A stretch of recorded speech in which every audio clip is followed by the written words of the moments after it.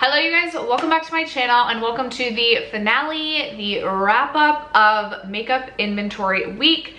The only thing I haven't shared is like my eye collection. So like brow products, eyeliners, a few eyeshadow singles, like eye glue, and then my single shadow collection.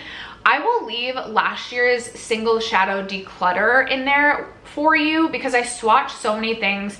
I let you know the brand, but I just didn't know if like an I just didn't feel like this would be very interesting. So let me know if you do want to see that. Maybe I can film it in the future. It's going to be a mega cut of all of my makeup inventories that I have been posting.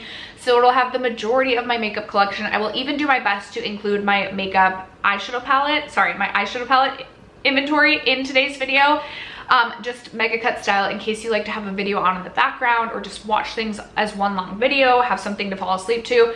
That is what today's video is going to be. If you're interested, stay tuned. First, if you have yet to subscribe to my channel and you like to hang out and chit chat about makeup, I would love if you'd consider subscribing before moving on. Also, don't forget to like this video and leave a comment down below or do anything else the YouTube algorithm loves for you to do. I would really appreciate it. And without further ado, let's get into my makeup inventory. All right, we are gonna kick it off with the primer category. I currently have 12 primers.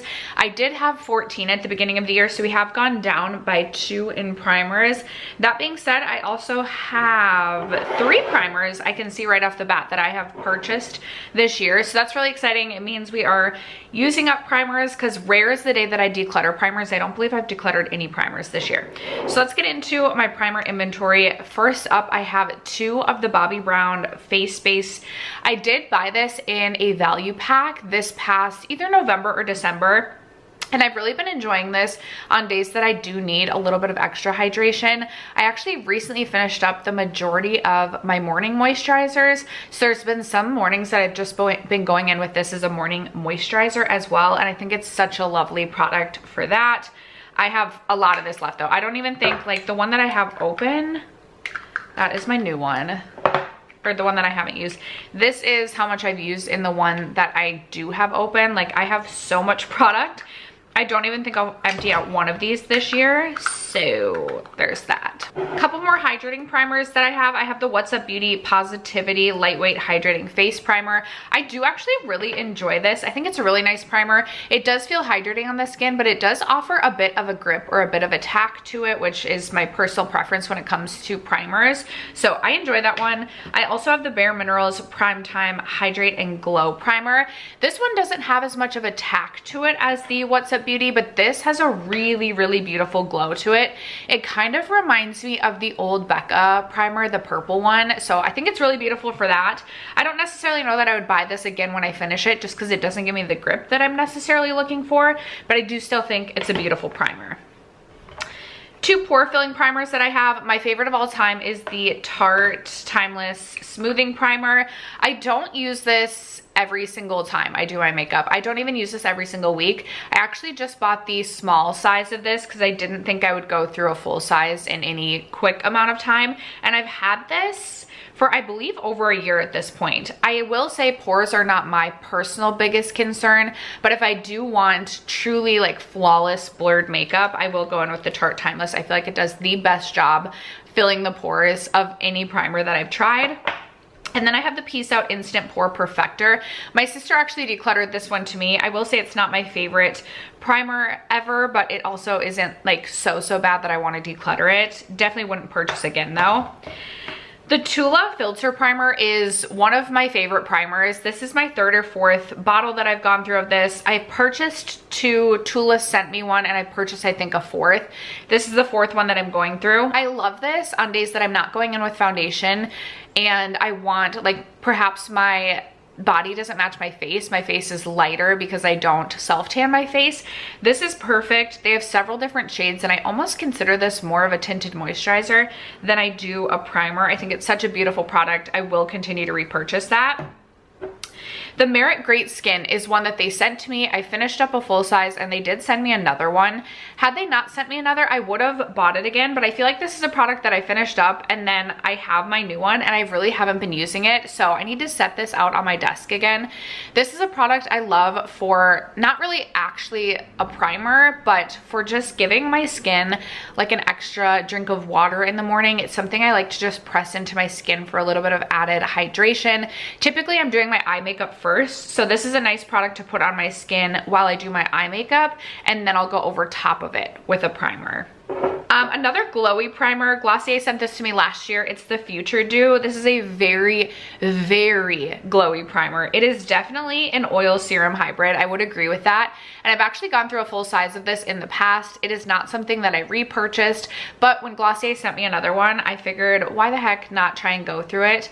Because it is so glowy, it hasn't been my first reach, but it is something that I have been reaching for more lately as we have entered the summer months. So we'll see how far I can get through this. I don't think I'll finish this year. Not something, again, that I would repurchase after finishing this, but a beautiful glowy product.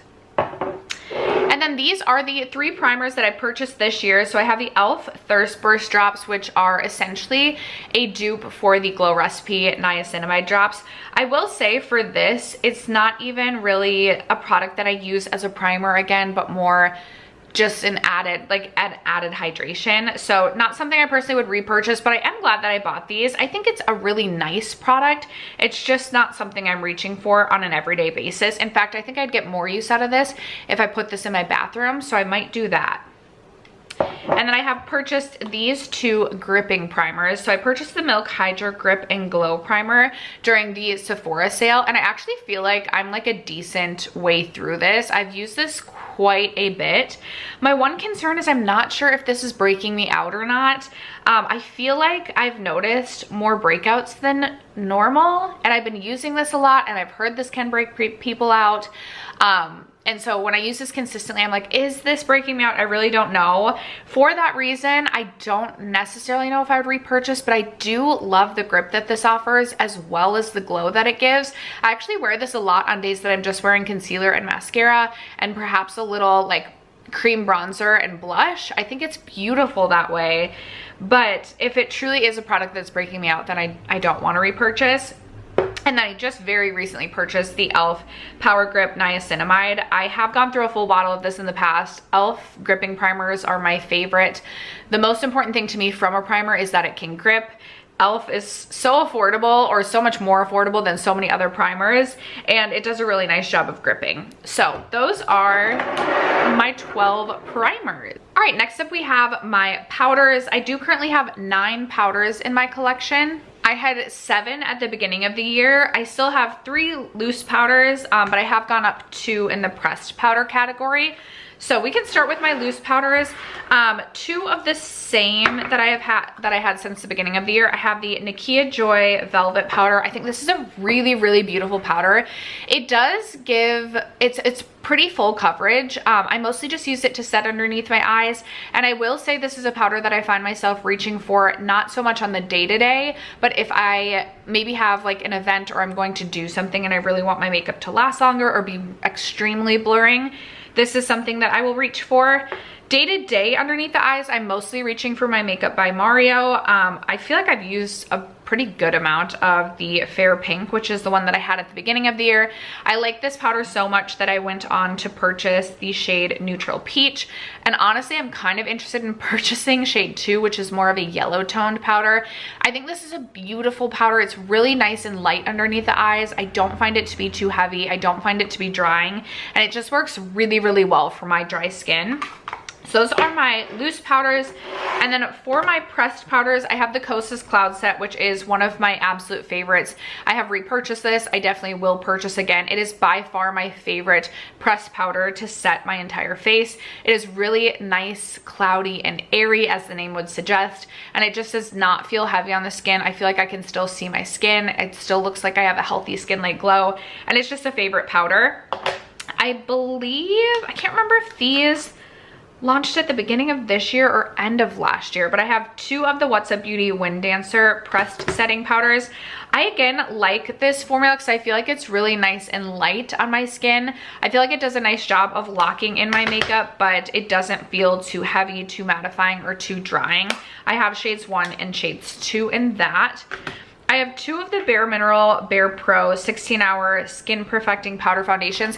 I don't use a powder foundation. I only use a powder foundation to like as a pressed powder. That's why I'm including it in my powder category. I have the old formulation and the new formulation, and both of them in the shade 15 Fair Neutral. I really enjoy this. I like to pair this with a skin tint if I'm wanting a little bit more coverage. I think it's beautiful for that. Okay, and then I have the new Givenchy Prism Libre pressed powder. I have the shade 3 Viola Rose. I bought this because so many people were saying this is so similar to the loose powder. I do find this to be slightly heavier, or just slightly maybe more pigmented underneath the eyes than the loose powder, which I guess could make sense because it is the pressed powder. I find it to be very blurring. I think it's really beautiful. Again, I have dry skin, so I'm not necessarily needing a lot to lock my makeup down. I don't really use this all over my face. I just use it underneath my eyes, but I do think it's beautiful for that, and I am really happy to have it. And so those are all of my powders. Okay, moving on to concealers and color correctors. We can start with, I have 2 color correctors. I had 2 at the beginning of the year as well. This one I did purchase this year, but I did finish up a color corrector. And then I have 7 concealers currently, and at the beginning of the year I had 9. So we've gone down by 2 concealers. For color corrector, I have the NYX Pro Fix Stick. I really like this. It's really nice and pigmented. I have the shade, I think pink. I think it is just pink. I don't know where it says it on here. I do like this. It's really nice and brightening underneath the eyes. However, I think what I need underneath my eyes is more of like a peachy salmon. So I did buy the Bobbi Brown color corrector in the shade light to medium bisque, and I have really been enjoying this. And then we have my 7 concealers. Actually, the majority of my concealers are not that old. My oldest 2 concealers would be the NYX Bear With Me, which I believe maybe I got in 2023. I'm working my way through this. I really enjoy this. This is definitely something I would buy again. And then I have the Tower 28 concealer, which I am currently working on in a project. I feel like I'm getting really close to being done with this. I think it's a nice concealer, but I think the NYX is pretty similar. And the NYX actually offers a little bit more coverage and is less expensive, so I would not purchase the Tower 28 again. The Charlotte Tilbury Beautiful Skin Radiant Concealer I really enjoy. It's pretty full coverage underneath the eyes, but I find it to be quite blurring, so I really enjoyed this. Vive Cosmetics is the newest to my collection. I have not used this yet, so I don't really have an opinion on that. I have the Natasha Denona concealer, which I also really enjoy. It is really thin underneath the eyes, but provides really, really good coverage. So this is one that I would also buy again. Then I have the Givenchy Prism Libre Skin Caring Concealer. I didn't love this when I first started using it, but I have really been enjoying this one this year. It offers a really beautiful glow underneath the eyes, which I actually really prefer. I don't like anything too matte underneath the eyes. I just feel like my skin already looks dry enough as it is. So this is something that potentially I could see myself buying again, because I do feel like this is a concealer I would miss having in my collection. And then finally, I have the Giorgio Armani Luminous Silk Perfect and Glow Concealer. Not my favorite. It's definitely not the most, it's not providing the most coverage underneath the eyes, but for a day-to-day concealer, I do think it's nice, and I do think it provides that kind of serum-like glow underneath the skin, kind of similar to the Givenchy, which I do enjoy. Not something I could see myself really buying again, but I'm not disliking this as much as I did when I first started using it. I just have to go in knowing it's not gonna provide me the most amount of coverage. So those are all of my concealers and color correctors. All right, moving on to the foundation category. I have 20 foundations currently. 5 of them, let me scooch over. 5 of them are tinted moisturizers, or what I would consider to be tinted moisturizers, and then 15 of them are basically like I'm gonna call them standard foundations. So we can start with my skin tints. Actually, 2 of these are ones that have come into my collection this year. These 2 came in last year, and then this has been lingering for a while. This is my Tula Radiant Skin Brightening Serum Skin Tint, and it looks empty, but that is because I actually mixed this in with the remaining Oma Beauty foundation that I had. Oma Beauty, if you could believe it, used to be even darker than this, which is way too dark for me. So I mixed these 2 together to hopefully lighten this one a little bit. I still think it's a little too dark, but this won't be an empty until this is complete. Not my favorite, definitely not something I would purchase again. I still thought, like, for a tinted moisturizer, it was nice, just not everything that I'm looking for. Not something I would be itching to go out and repurchase. I have 2 of the Supergoop Protectant Daily SPF tints. This is a favorite. I had purchased this first, loved just how long lasting it was for a skin tint. It also has SPF 50.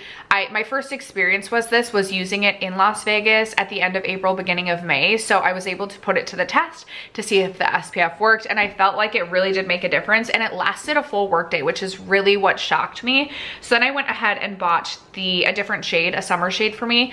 Oftentimes I like to mix these 2 together to get like my perfect summer shade, but this is absolutely something that I will continue to repurchase. It's one of my favorite, if not my favorite, skin tint that I've ever used. Then I have the Bare Minerals Complexion Rescue. They sent this over earlier this year. I have gone through several bottles of this in the past. I will say I don't think it's my favorite anymore, but I do like it. It's nice enough. It's not something I'm looking to currently declutter. So I have that.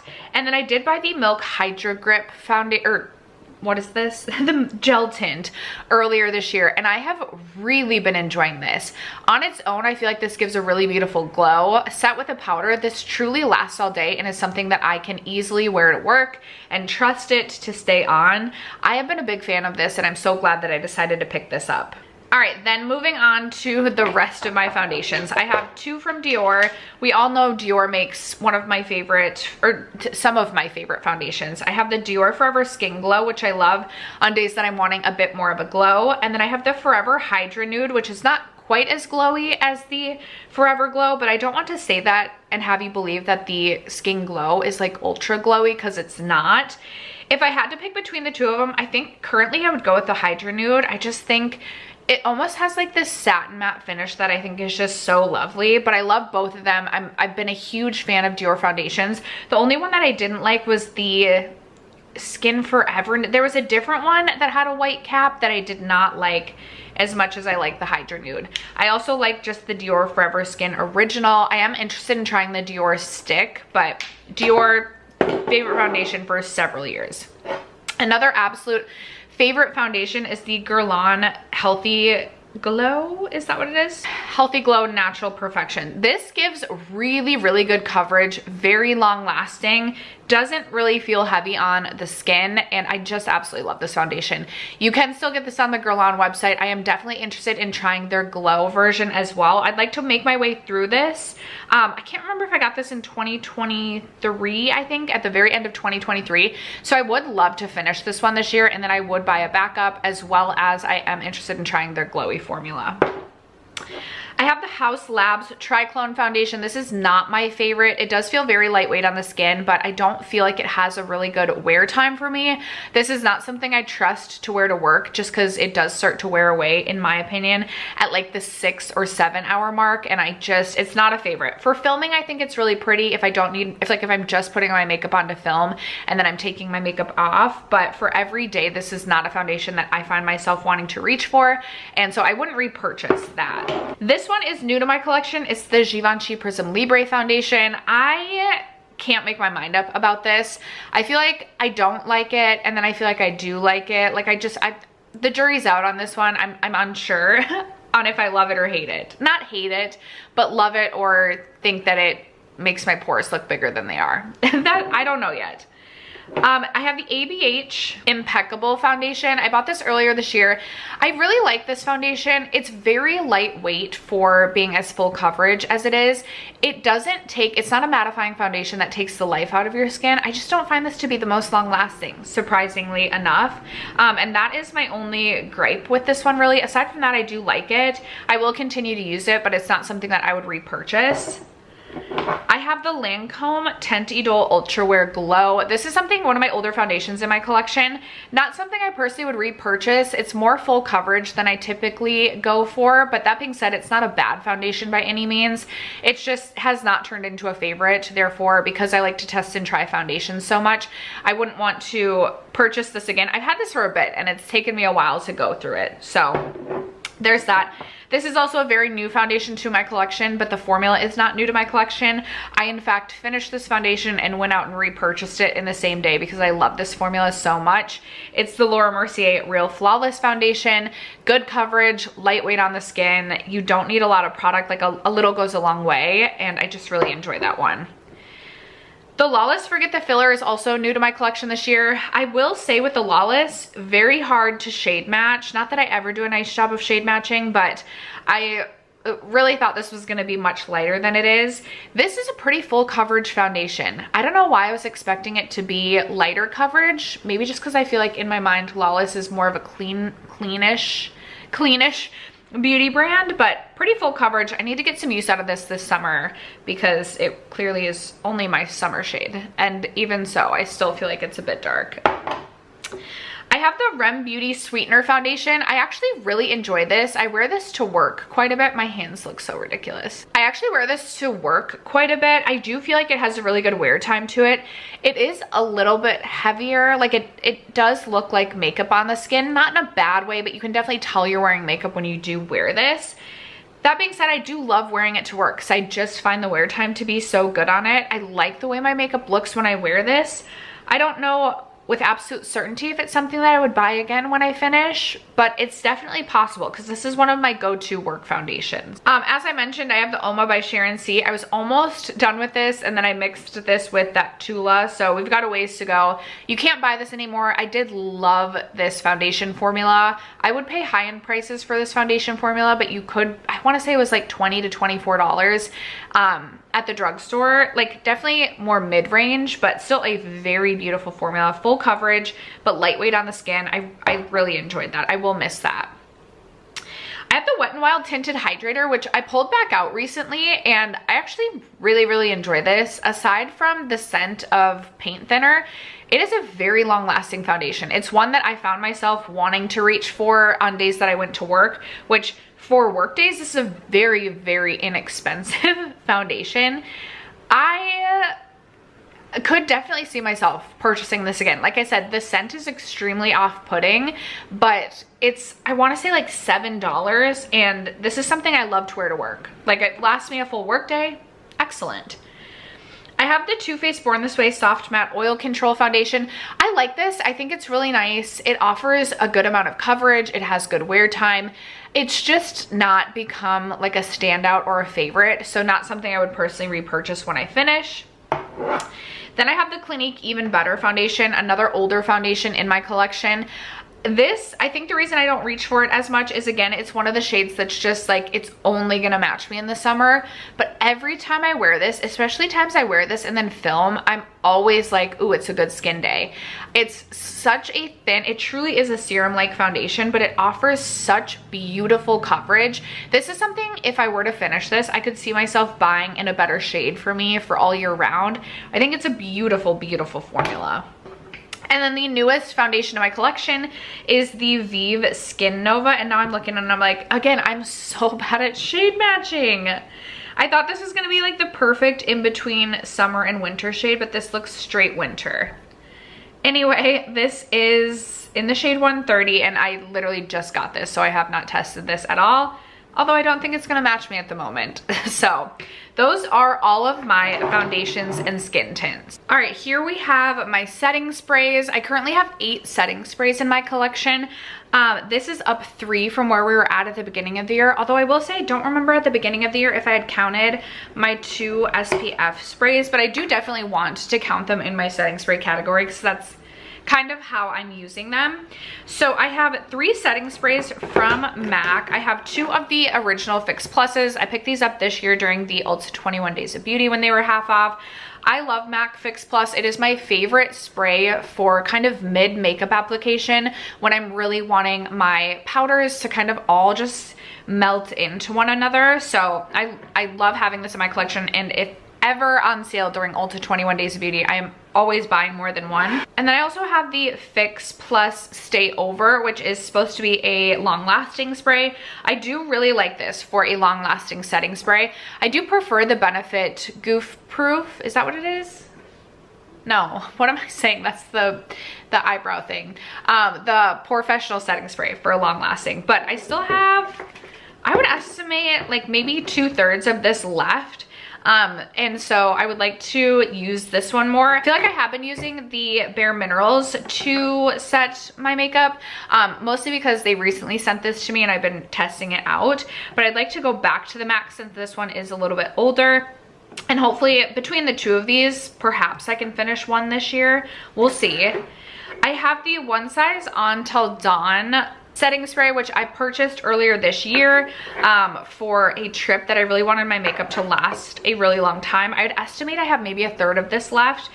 I know everybody loves this. I think for me and my dry skin, this is something that I would only ever have in a travel size, and only ever if I really like, I would only use it if I really, really needed my makeup to like last all night. Do you know what I mean? But it does really work. I'm definitely interested in the new One Size one too, that is supposed to offer like this glowy veil to your skin that looks so pretty.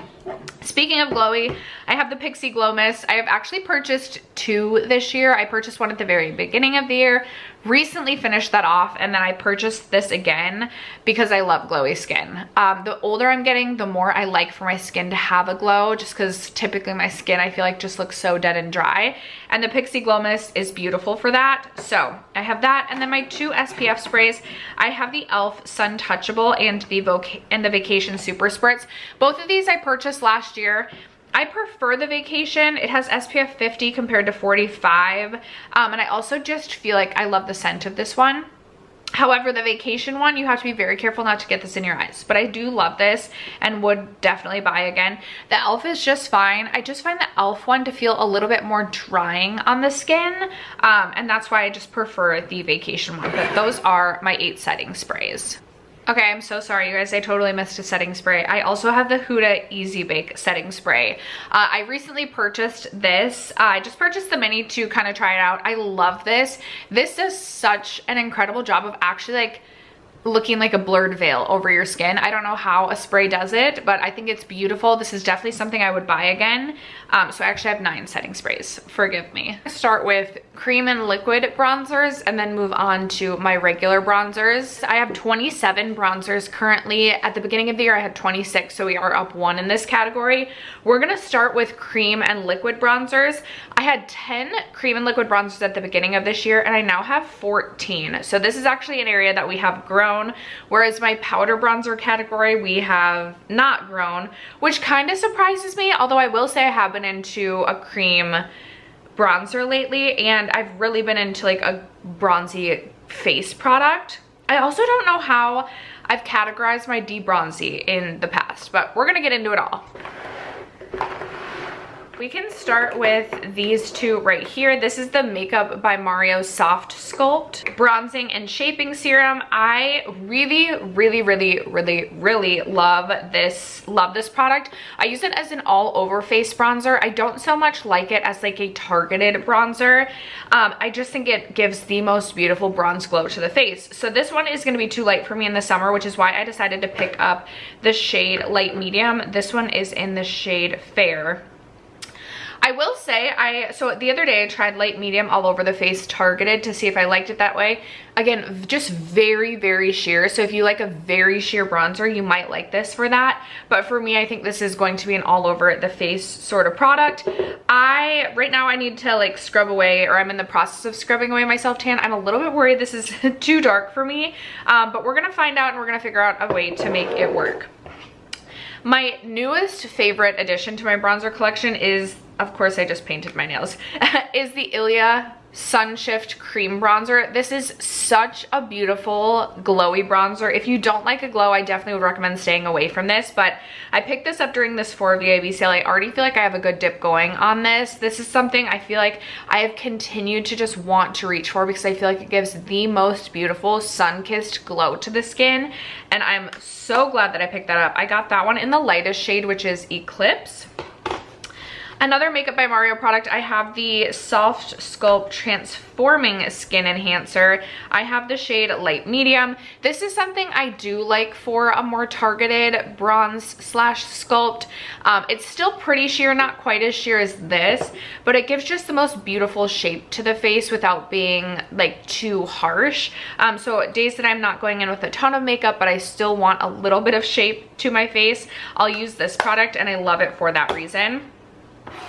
I have the Drunk Elephant Debronzy. I love this for all over the face. I mostly use this to just match my body to my face, especially in the summer when I'm self-tanning a little bit more, or honestly also in the winter when I'm not getting any sun, but I'm self-tanning. I have purchased at least, I've repurchased this at least once, if not twice. I don't know, once I get through this, I honestly feel like I like the Makeup by Mario one a little bit more, just because it gives a little bit more of like this, like almost, I don't know, it's very glowy, but just like I like the glow on this one a little bit better. So I don't necessarily know that I would repurchase this, but I do feel like this is one that I will empty out this year. Another product I do think will be an empty this year is my Rare Beauty Bronzing Stick. I know everybody loves the Rare Beauty Bronzing Stick. I will say I definitely have cream and liquid bronzers that I prefer over this one. I think for me, majority of the time I prefer something in a pan as opposed to a stick, just because I don't go on with a stick directly to my face. I don't know, it's just personal preference. This one wasn't my favorite. It just didn't turn into a favorite like it did for so many others. So once I finish, I would not repurchase, but I'm excited because I do think I'll finish this one pretty soon. I also have the Chanel Healthy Glow Bronzer. I did hit a pan on this one this year, which is really exciting. I enjoy this product. There's still a lot of product left, so I don't think I'll be finishing this in the near future. But this is not something that I feel I would personally need to go spend $55 on again when I finish it. I have other less expensive cream bronzers that I like just as much. Then I have the NARS Sun-Kissed Bronzer in the shade Laguna. This one is one of my older cream bronzers in my collection. I purchased this when there wasn't like a range of shades. I wish I could get a little bit lighter of a shade because this is such a pigmented bronzer. It really only works for me in like the dead of summer, but it is still a beautiful, beautiful bronzer. And I was so into this when I first got it. Now I just have more cream bronzers in my collection, many of them that match me a little bit better. So this one doesn't get reached for quite as much, but I do still love the product, so I can't get myself to declutter. Okay, this product is so old in my collection. It doesn't smell off. I probably should not be putting this on my face, but I'm gonna continue to until it causes me actual issues. This is my Huda Beauty Tantour. I have the shade Fair. Don't reach for this one the most, but times that I do want a little bit more shape to the face, again, I will reach for this. This is a very pigmented cream product, so if I'm going in with a full face but still want to use a cream product, this is another one I'll reach for. Sometimes if I'm really trying to be diligent about using my makeup, I will contour my nose using this product, but this one definitely is not my most used product. I wouldn't buy this again when I finish. I honestly don't even know if this is still available. Okay, this next product is gonna look really ugly because my daughter got into this and I don't even know what she did to this. It's my Charlotte Tilbury Beautiful Skin Sun-Kissed Glow Bronzer. I still think this is a beautiful product, and this is one that if I ever finish this monstrosity, I absolutely would repurchase. In fact, I almost decided to just toss this in the trash and repurchase it, but it is so expensive. So I'm making it work. I didn't notice any like food particles or anything weird in it. It's not like it fell on the floor. She just like scratched at it. I don't know what she did, but it wasn't something that like touched the floor. It just looks very messed up. Anyway, this is one of my favorite cream bronzers in my whole collection. I also do love the Merit Bronzing Stick. This is another one if I'm not wearing a lot of makeup, but I do want just a slight bit of shape to my face, a little bit more dimension, a little bit more definition. I'll go in with the Merit blush or bronzing stick. It is very sheer, but it's so flattering on those days that I'm just going in with primer, concealer, and brows.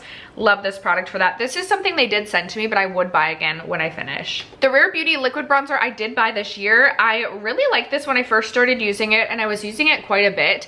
It's been a little bit since I have reached for this. I think just because I was so into the Ilia cream bronzer. This one hasn't gotten as much love for me, but I should pull this into a recent Shop My Stash, or an upcoming Shop My Stash, to get a little bit more use out of this one, because I think this would be one that I also would really enjoy for the summer. I have the Glossier Cloud Paint in the shade Dune. They sent me their whole range when they came out with the bronzers, and this is the only one that I have left. I will say I definitely don't reach for this one the most. Again, I'm not a huge liquid bronzer girly, especially if it's like a liquid bronzer that's going to be for targeted points on my face, and that is what I would use this one for. It's not something I feel like I can use as an all-over face bronzer. So this is another one I'd like to pull out, get some use out of, and kind of decide if this is something that I do want to keep or if this is something that I can declutter at the end of the year. And then finally, I have my Fenty Beauty Cheeks Out cream bronzer. I have the shade All Butted Up. This is such a beautiful cream bronzer. It's not super sheer, but it's not super pigmented, so it's like the perfect in between. On days that maybe I didn't want such a glowy bronzer, but I still wanted like a good, like a cream bronzer that's going to like show up like a bronzer, I think I would reach for this. Otherwise, when I want the glowy one, I would reach for the Ilia. I think this is a really beautiful product. This is something that I also would buy again once I finish. And those are all of my cream bronzers. All right, then we have my powder bronzers. I have 13 powder bronzers. Honestly, it's so weird to me that I have more cream and liquid bronzers than I do powder bronzers. I did have 16 powder bronzers at the beginning of the year, so we have gone down by 3 in this category. So we can just start. This is my Charlotte Tilbury Airbrushed Bronzer. Obviously, I've really enjoyed this bronzer. We've got huge pan going on this. I will say I do or have been really enjoying the new Dior bronzer. And so I think once I finish this, I would be perfectly fine. Like, I don't think I would feel the need to go repurchase it. I enjoy using this product when I do use it, but it's one of those products that if I didn't have this in my collection, I would just reach for the Dior more, and therefore I don't think that I would miss this product. Still think it's a very nice bronzer. Obviously, we'll continue to use that up. Another bronzer I have absolutely loved, and this is gonna look a little bit funky right now, but I actually repressed the powder version of this into a separate compact. But this is my Give Beauty Bronzing Duo, the Pick It Up Bronzing Duo in the shade Toastin'. I had a huge pan going on the powder product, and that's a part of this product that I would like to finish this year. So I repressed that. I would love to eventually finish off the sculpt portion of this as well. It's not something I reach for as much. However, this is still, like, it's not so ashy and gray that I feel like it's a contour that intimidates me. So I would like to get some more use out of this and eventually finish this product up. I don't know if this is something you can get anymore, but if it is, this is something that I would buy again. I really, really enjoyed this duo. My oldest bronzer in my entire collection is my Fenty powder bronzer in the shade Into Sun. It is the lightest of all of the shades, and I bought this before. I believe they have reformulated, or I believe this shade is slightly different now than it used to be. I don't know that I'll ever need to buy this again, because I swear I use this pretty frequently in the winter time, and still, like, it's like the pan just never expands. The pan never expands. Eventually I'd love to use this up. This is one I could see myself buying again. I would want to swatch the new version of this shade, but I do really like this when I'm in like the dead of winter and I need a lighter bronzer. I think this is such a beautiful shade, so would potentially buy that again. Next, I have the Victoria Beckham Bronzing Brick. I have the shade 3, and this is, I should have gone with a shade down. It's not something I want to like go buy again in the lighter shade because it is so expensive. My air just came on. This is something I wish I had bought in like one shade lighter, because this really only matches me when I am at like my most self-tan or real tan, but rarely the day I have a real tan. But it's such an expensive product that I don't necessarily want to like go buy it again. I do still really enjoy this when I am reaching into this. I will say I've reached for the more neutral of the shades, definitely more in its lifetime than I have the warmer of the shades, just because the warmer, it just, again, if I'm not at my like deepest self tan, it just looks way too orange on me. I still think this is a beautiful formula, very weighty and luxurious packaging. Happy to have this in my collection. I don't know if I would buy this again. I really don't. Potentially, like if I was placing another Victoria Beckham order, maybe.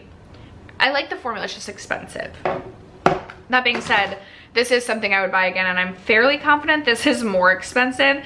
It's the Dior bronzer, the Dior Forever bronzer in Nude Bronze. I have the lightest of the shades. There is something that I have just absolutely loved about this. I feel like it's one of those bronzers that you can definitely build up. It's not ultra pigmented right off the bat, which I appreciate because I love to bronze, and so I feel like I can go way overboard with bronzer, and this kind of helps reel me in.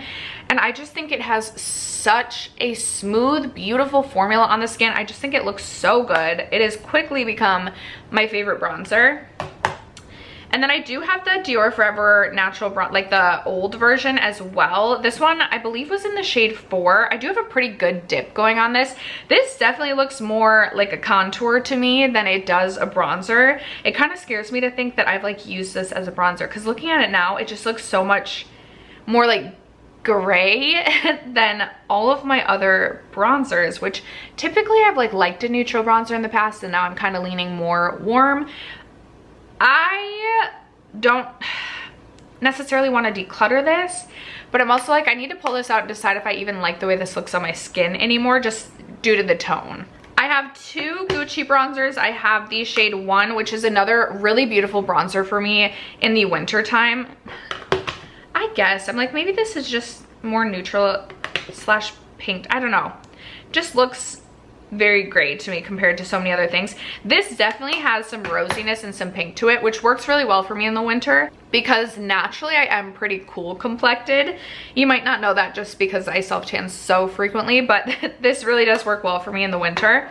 And then I have shade 3, which is a great shade for me in the summer. A little bit dark and a little bit pigmented. I swear when I swatched these in Sephora, this was not this dark. I don't know if it's because like this was sitting out and maybe like the lights just had, I don't know. I swear this wasn't as dark as it was when I originally swatched it in store. But I enjoy having both of these, my little luxury treats. Then I have the Hoola Benefit bronzer, which I bought during the not Sephora, Ulta 21 Days of Beauty when this was half off. I have gone through a full mini pan of this in the past, and it's just a bronzer I've like really enjoyed. I will say once I get through this, I don't think this is something I would buy again unless it was like half off again. And even then I'm like, I don't know. I do love bronzer. I love to test and try bronzer. Personally, this is one of those that I'd rather be reaching for like my Gucci, my Dior, or like my Give Beauty over this one. So I don't think that I would miss this one, and I don't feel like I would feel like the urge or the need to buy it even if it was half off. That's not to say I don't like this. I just don't think I would miss this if it wasn't in my collection. I have the Laura Mercier Bronze Color Infusion, which I bought during this past Sephora VIB sale. This is something I don't know that I'm going to keep. I just don't know that I love this all that much. I thought I was gonna love it a lot more, and I don't know. It's just so-so in my opinion, but I'm gonna keep using it, see if I change my mind. But as of this moment, this is not something I don't know. I don't know if I'm gonna keep this or not. Then I have two of the What's Up Beauty bronzers. I have Light and, why did I paint my nails before doing this? I have Light, which is that one right there, and Medium, which is this one right here. I actually really enjoy these. I think the formula on this is really beautiful. I don't ever notice any like issues with the shade looking like extra bronzy in one area and not as bronzy in another, just with the marbled like formula. I just swirl my brush around and I've never had issues with that personally. I want to pull both of these back out. Like, do I need both of them? I don't know. This is another one that like I like it, but like would I miss it? It's been a little bit since I've reached for either of them because I've just been hyper focused on other things. So I definitely want to pull these into a Shop My Stash and kind of re-familiarize myself with them and see if I need to keep both of them. We'll see. And then I have the NYX Buttermelt bronzer in the shade 2. all butted up. I do plan to declutter my other shade. That's why you're not seeing it, or like I'm going to declutter that one for sure. It's not one that I'm thinking about, such as Laura Mercier, but I do think I will keep this one. I like the tone on this one a lot better. The shade 3 is just too pigment. This is such a pigmented formula, and shade 3 is just too dark that it really can look just way too overboard sometimes. But I think this is a beautiful one. It has that rosy undertone to it as well, which I think can look quite pretty on the skin. And this almost has this sheeniness to it, so it doesn't look totally flat or matte on the face, which I also do really appreciate. And those are all of my powder bronzers. Okay, moving on to my highlight category. I currently have 34 highlights. I had 37 at the beginning of the year, so we're down 2 highlighters. In my powder highlights, we have 19. At the beginning of the year, we had 21. So the 2 that we've gone down have been in the powder highlight category. So we can just start here. Up first, I have 2 highlighters from Nabla. These are the Skin Glazings. I have the shade Ozone as well as the shade Privilege. I don't know if you'll be able to tell, but Privileged is definitely my more used of the 2. This one has a bit of a peachy pink tone to it, a little bit darker, and it's just definitely my most used of the 2. Love both of these. I think they're beautiful highlights. Then I have my Pixi Glowy Gossamer Duo, which I am really trying to hit a pan in this shade right here before the end of the year. I feel like we're really close. This is something that is definitely a more beaming highlight, and I feel like sometimes I'm like, should I get rid of this? But then I go back to it, and I always really, really love this highlight. I mean, I do have a pan in the pink shade, or the pink pan. So this is something I do really, really like. Good mid-range price. It obviously is more of an intense highlight, so if you like something more subtle or subdued, this isn't going to be for you, but I have really been enjoying that lately. The Vesca highlight in the shade Moonlight is one of my favorite highlights in my entire collection. Clearly, this is my go-to when I want something not pink, basically. Big pan in this one. I have used this so much in its lifetime. Unfortunately, Vesca isn't a brand anymore, so you can't get this. I will love every minute of this. I hope this lasts me such a long time. Then I have my Milk Flex highlighter in the shade Lit. This is another one I'm always like, do I need to keep this? But then I go back to it and I love it. Again, more intense highlight, but definitely really beautiful. I don't think Milk sells these ones anymore, but I do really enjoy that. Bobbi Brown Pink Glow, favorite highlight, one of my favorite highlights of all time. Now I love my Dior one, but I still love this one. That's not to say I don't like this one now. This has been a long time favorite. I did end up repressing mine, so now it kind of looks wonky, but I still think it's a beautiful pink highlight. I have raved and recommended this so many times on my channel. Also really love the Give Beauty highlight. This is kind of on the opposite end of the spectrum. This one is definitely more subtle. This is something I wore so much last year to work. I will say I've been kind of just feeling a little bit more highlighty this year. So I've been reaching for something a slightly more intense, but on days that I do not want something intense, this is such a good reach. Another highlight I don't find to be the most intense, but still so beautiful, is the REM Beauty highlight. I have the shade Miss Mercury. I absolutely love this highlight as well. Another really good one on days that I'm not looking to reach for a pink highlight. One that I don't reach for very often, but I do love having this in my collection. It's a loose powder highlight. It's from Artist Couture. It's in the shade Summer Haze. I do love this in the summer. It gives such a beautiful veil of a glow to the skin. I just really enjoy reaching for this. Minus it's a little bit more difficult to use. I have the ABHA Morizi highlight. Obviously I love this so much. Another non-pink highlight. This one is definitely a more intense highlight as well, but so glad to have that in my collection. Very old Dior highlight. This is in the shade 2, which it was a pink tone highlight. I do love a pink tone highlight.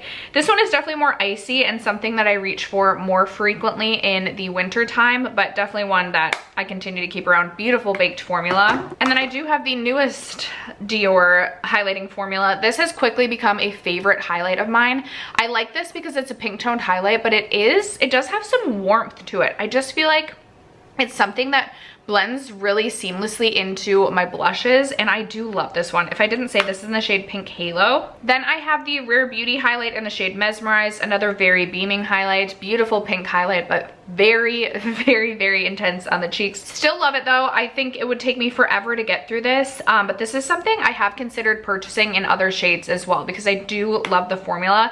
It is so thin on the skin. It really is just so seamless, but it is very blinding. So in that way it's not seamless, but like it just looks like maybe you've just drank like several gallons of water. You look so healthy, hydrated, and highlighted. Another subtle highlight in my collection is the Laura Mercier Rose Glow highlight. I like this though on days that I want to this almost is like skin with just like a touch of a highlight, because the Rose Glow just matches my skin tone really well. This is perfect for me in the winter.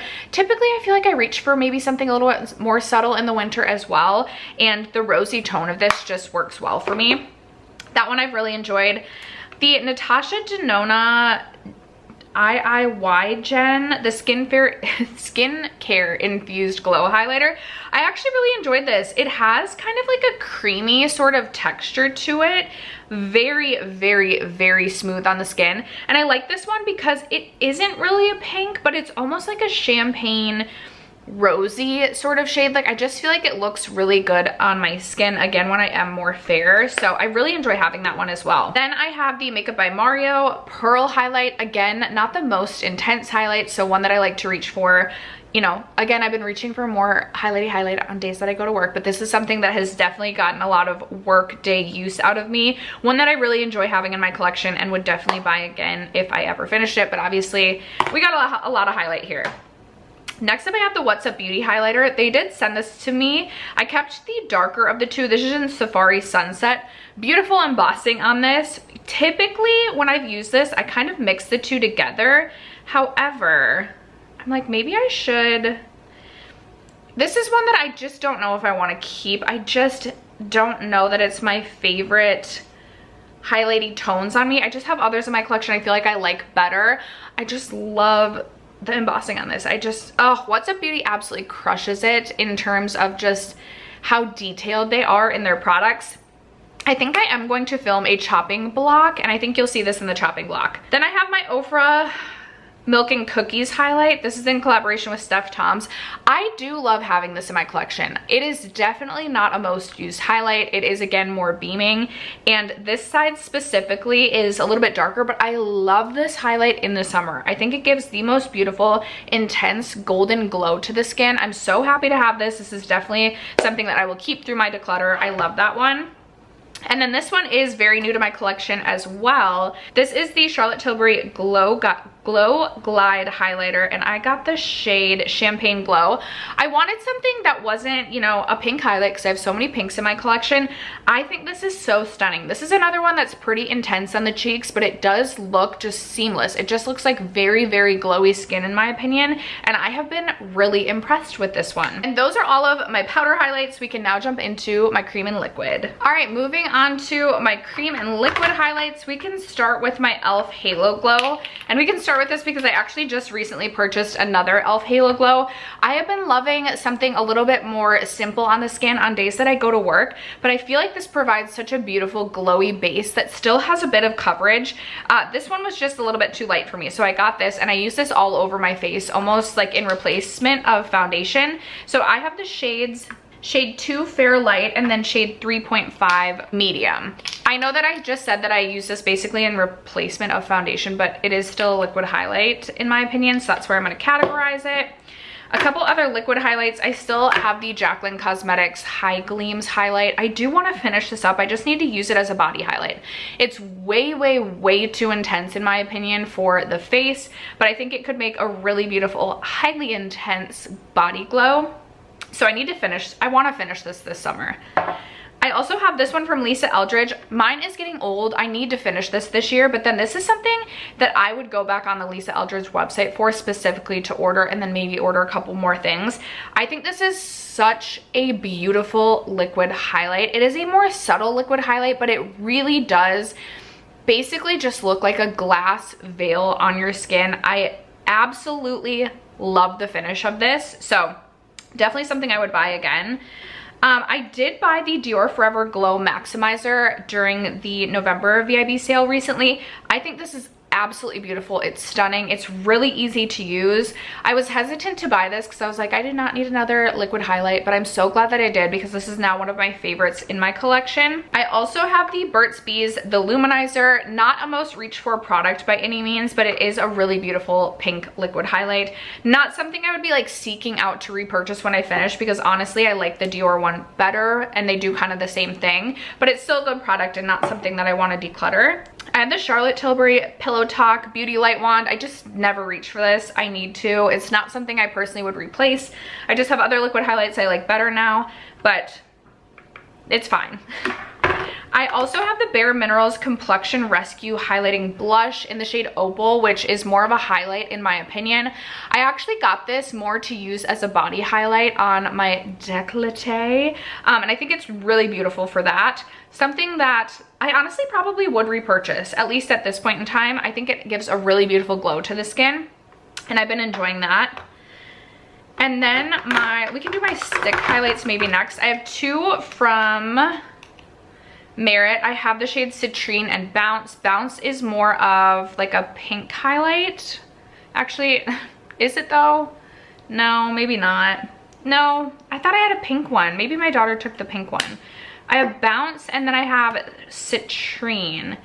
I honestly, well, maybe Bounce does have a bit of a pink lip. Anyway, I don't reach for these that much. I don't actually reach for a stick highlight very frequently. These are something that I think I'm gonna put in the chopping block as well. When I have reached for these, I've really liked them. I just never find myself reaching for them, so I don't necessarily know it makes sense for me to keep these around.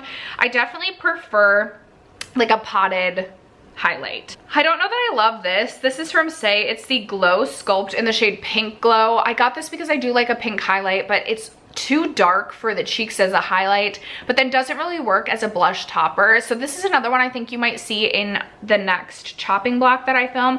I'm not quite ready to make the decision to declutter it, but I just don't know that this has a place in my makeup collection.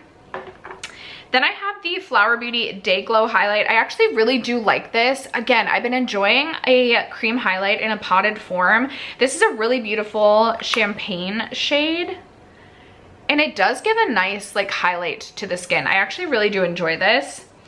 My sister gave this to me and I really haven't reached for this one much at all, but I have had this for a bit. It's the shade Solar Flare from Ritual Defeat. I think the reason I haven't reached for this is it just looks honestly so intense. But I feel like underneath makeup, this could be really pretty. This is something I should also put in the chopping block just because I never ever reach for this. But I could see this being a product that if I consistently use this, I fall in love with it. That's what happened with my Rose Inc potted highlight. So we'll see about that. My Rose Inc one right now has a bit of another highlight smushed in, so it looks really, really bad. Ignore that. It looks really, really messy and disgusting. This was in the shade Opalescent, or is. I have two highlights mixed together here. Anyway, the shade Opalescent is so beautiful. It gives truly like an opalescent finish to the skin. I love this formula. I have reached for this so much. There was a huge pan on this. This will be empty again. This highlight is just obviously covering the majority of where the pan was, but I went on the other day just because Rose Inc is no longer sold at Sephora, so I was like, are they still a brand? I went onto their website and I almost bought this again, but I was like, I want to wait a little bit. Maybe around Black Friday time, I would consider buying again, like if they were on sale. I'd like to make my way through a couple other highlights. I feel like I've been hyper focused on this one, not only because I love it, but also because I'm kind of close to finishing it. So definitely something I would and am considering purchasing again. I purchased this from Phytosurgeon this year. It is the Divine Daylight Spectral Shine. This is a really beautiful product if you just want to like enhance your skin's natural glow. I actually reach for this more when I'm going for a walk, say, and I'm not necessarily like doing a face of makeup, but I want to basically give myself that sweaty glow already so that, you know, the dogs walking by are like looking at me and they think I'm hustling and they think I'm working really hard on my walk, busting a sweat, but in reality maybe I'm not. But this is giving me that. It just gives this really beautiful ethereal shine. It's not intense, and I definitely don't think that this product would be for everybody, but I have really been enjoying it. And then I have my Westman Atelier Lit Up Stick in the shade Parla. This is beautiful. However, I just don't reach for, I just don't like, a stick highlight is not my personal preference. It gives this really, really beautiful wet glow to the skin that is so pretty. It's been so long since I've reached for this, but dang, that is so pretty. It almost like doesn't have a base to it, so it really just looks like wet skin. My only gripe with this is it doesn't totally set down, so it's like one of those products that just like is a little bit sticky on the face. It's not super thick, but it does not dry down fully. I'm not going to declutter this by any means, but it's definitely not a product that I see myself purchasing again, although I did just recently finish up a different version of this. So this is something that I repurchased. I just loved the shade so much. Okay, I need to reach for that, possibly today. Anyway, that is it for my liquid highlight. And moving on to the blush category, we're gonna start with powder blushes, but I did have 67 blushes at the beginning of this year. I do still have 67. I'm very pleased that we haven't gone up, and this is an area I feel like that I'm going to have to declutter before the end of the year. I do feel very overwhelmed by my blush collection, so I think I will eventually do a swatching all of the blushes in my collection and hopefully help me use that, or I will use that as a guide to help me declutter some of these things. But let's jump into all of my powder blushes. Maybe we can start with the 3 from MAC. I count this as a powder blush, even though I think technically it's a cream. It's the Glow Play blush. I have the shade So Natural. I absolutely love this blush. It is one of my favorites in my entire collection. I do love a nudie blush. There is just something so beautiful about a blush that almost just feels like an extension of your bronzer, and that is exactly what this is giving. It gives a beautiful sheeny glow to the skin, and I love that. I also have MAC Warm Soul. This is, I believe, my oldest blush in my collection. Again, it's that nude sort of blush that gives a bit of a glow. Again, kind of just feels like an extension of your bronzer. And then I also have MAC Fairly Precious, which is this really beautiful blush topper. I will say I almost decluttered this at one point in time, and I'm so glad that I didn't, because this type of product is just right up my alley the last couple of years, and I feel like this has gotten a lot of use. In fact, I have looked at potentially picking up a few more of these MAC Extra Dimension blushes because I like a glowy thing on my face, and it just adds a beautiful glow. I do have both Bare Minerals Kiss of Copper and Kiss of Pink. I love both of these. Really beautiful, again, kind of just kissed by the sun sort of blush. Kind of that sunburnt-esque sort of blush. Gives a really beautiful sheen to the skin, and I think those are very beautiful. I also have the Kosas Papaya Duo. So you get a blush and a highlight, but I mostly use this as a blush topper. Really beautiful coral shade. I love this. I actually recently had this pulled out and used this a couple of days and was just loving the way that my makeup looked. I think this is so beautiful. I wish Kosas would bring their duos back. And actually, speaking of Kosas, I have 4 of their new blush formulations. So I have the shade Dreamland, which I had purchased in the full size. And then I thought the trio for the holidays was a really good deal, so I ended up picking up that little trio. I love a mini blush. I will never even go through a mini blush. So we have the shade Euphoria, Butterflies, and Blissed. I have the Ofra Samantha March Chick Lit blush. This is also such a beautiful blush. I like that we get the matte side and the glowy side. I usually just swirl my brush together, and I pulled this out towards the beginning of the year to decide if this was something that I still wanted to keep, and it is. I actually really enjoyed my time reaching for that, so I do still like having that. I have the Makeup by Mario Desert Rose Soft Pop Powder Blush. This is one of my favorite blushes. It's just that perfect kind of your cheeks but better sort of blush for me. It gives this really beautiful rosy flush to the cheeks, a little bit more cool toned, and it's one of those flexible blushes that just kind of matches any look. So I really enjoy that. This blush is pretty like similar in vein. It's the Gucci blush in the shade Rosy Beige. This is something I recently picked up and I have really been enjoying that. The Buxom, we can talk about 2 more favorite blushes. Buxom Seychelles favorite blush, one of my favorite blushes of all time. Again, it's that beautiful nude sort of blush shade. This one is a little bit more cool tone and definitely has a heavy sheen or heavy glow to it. Love this blush. And then I have my Laura Mercier Fresco blush, which is a nudie blush again, but this one is a little bit more warm leaning and does have a beautiful glow that it gives to skin as well. We're gonna stick with glowy blushes. I have the Rare Beauty blush topper in the shade Cheer. I shouldn't say blush topper. I use this as a blush topper. Otherwise it can look really metallic on the cheeks, but topped over top of a blush, I think it's beautiful. I have the NARS blush in the shade Behave. Again, another really pretty nude blush. This one is a matte blush though, so I definitely prefer a sheeny blush. I have the Hourglass Sublime Flush Blush. I love Hourglass's powder products.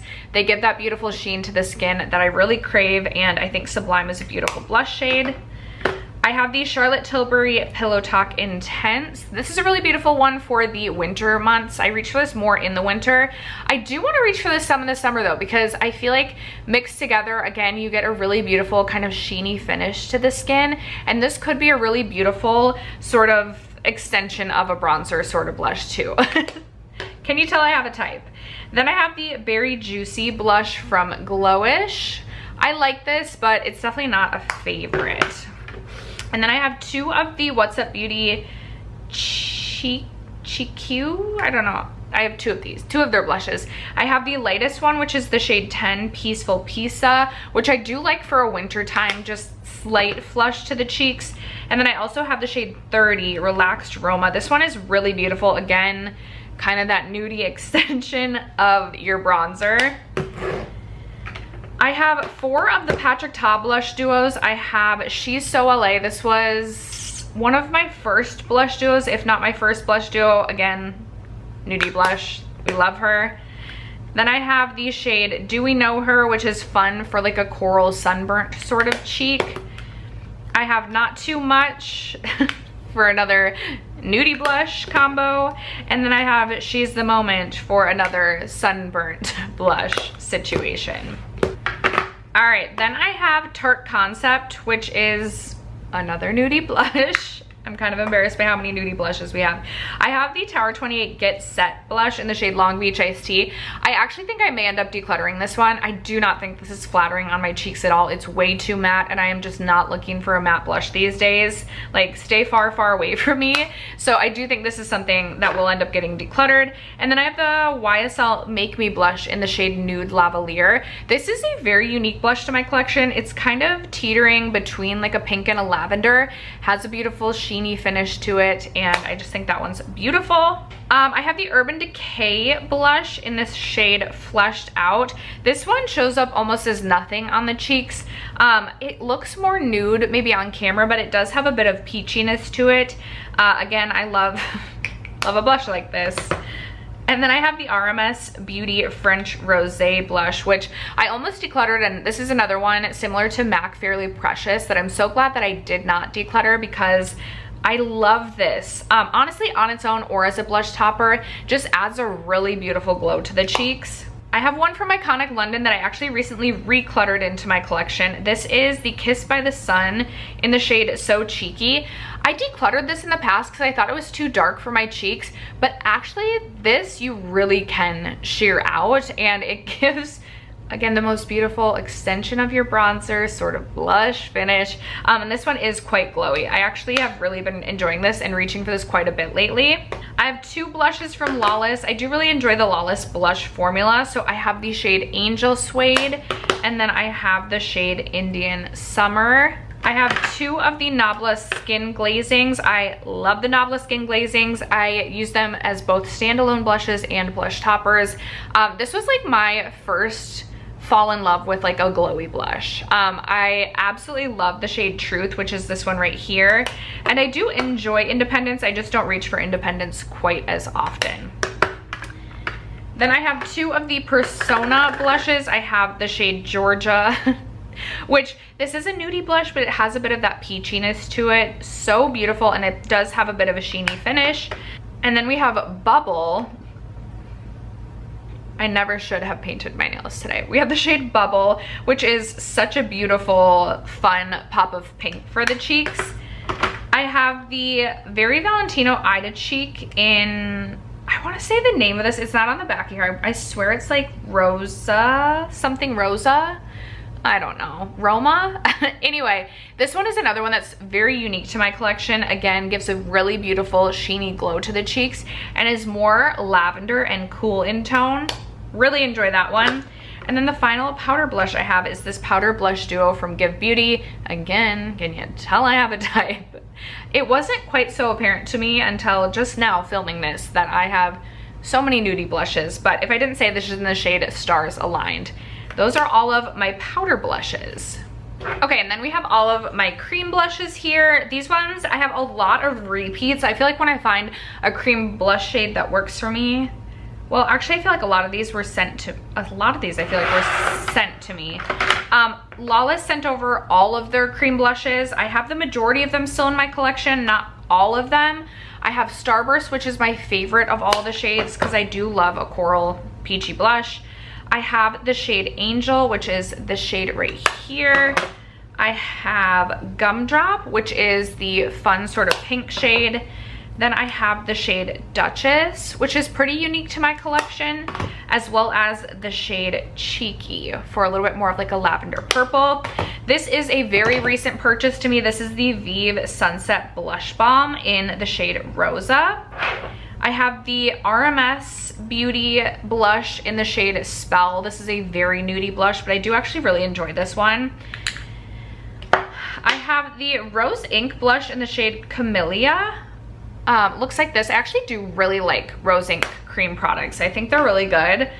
I have this one from Melt, which I need to reach for more, especially because this one is getting to be quite old in my collection. But I feel like this is like my perfect cream blush for the summer. Beautiful orangey coral with definitely a heavy glow to it. So I do want to reach for that one some more. I have 4 blushes from Merit. I have Persimmon. I have Beverly Hills, which is the one that I have been working diligently on. I have the shade Terracotta for a more nudie blush, which we know clearly I love. And then I also have the shade Fox, which I think is such a fun one for the fall time. I do like the Merit blush formula because it is definitely more sheer and forgiving. It's a really easy formula to work with. I did buy 2 cream blushes from Phytosurgeons this year. So I have the shade Sear, which is a really beautiful kind of brownie red sort of shade. Perfect kind of extension of your bronzer blush for the summer. And then I have the shade Condensate, which is definitely more of a cool toned blush shade. Pretty unique to my collection. I have really enjoyed these. I have the Kaja Dewy Bar in the shade Cranberry Cooler. This is the only one I have left. These melt really easily, so that's kind of annoying, but Cranberry Cooler I haven't been able to really dupe in my collection, and I like this. It gives a beautiful glow to the skin, so that's why I keep that one around.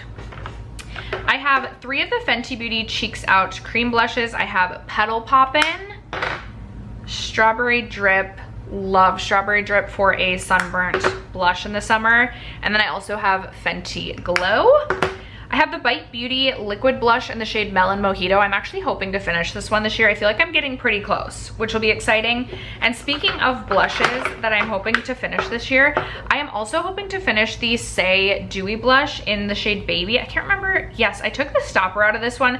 I haven't reached for this one in a bit just because I'm not really reaching for a blush shade like this. But this is definitely something I want to pull back out and pan in the winter time. And how cool would it be to have 2 blush empties at the end of the year? I also have the shade Rosy in the Say Dewy blush and the shade Chili. I actually really enjoy the Say Dewy blush formula. I think it's really pretty forgiving. Like it can be built up to be pretty pigmented, but you can really sheer it out as well. And it does give just a really beautiful glow to the cheeks. I also have the NYX Sweet Cheeks blush in the shade Nude Tude. Love for a nude blush. I have the Huda Beauty blush filter in the shade Strawberries and Cream. This shade I thought was going to be a little bit more unique to my collection, but it really just is kind of just like a basic pink, which is a bit disappointing. It's a nice formula, but I don't know. I thought I was going to be more blown away by that. And then one of my favorite cream blushes in my entire collection is the Makeup by Mario, whoopsies, Earthy Pink blush stick, which I also really enjoy. And those are all of my cream blushes. Okay, you guys, we're on to my face palettes. Now, face palettes is one of those areas that I feel like, I don't know if I ever track very accurately, because I feel like one month I decide I want to include duos and trios in my face palettes, and then the next month I don't. But for all intents and purposes, we are including my duos, except for blush duos. I've counted with blushes. I know it's all so confusing, but I think there's only 2 products here that are technically duos.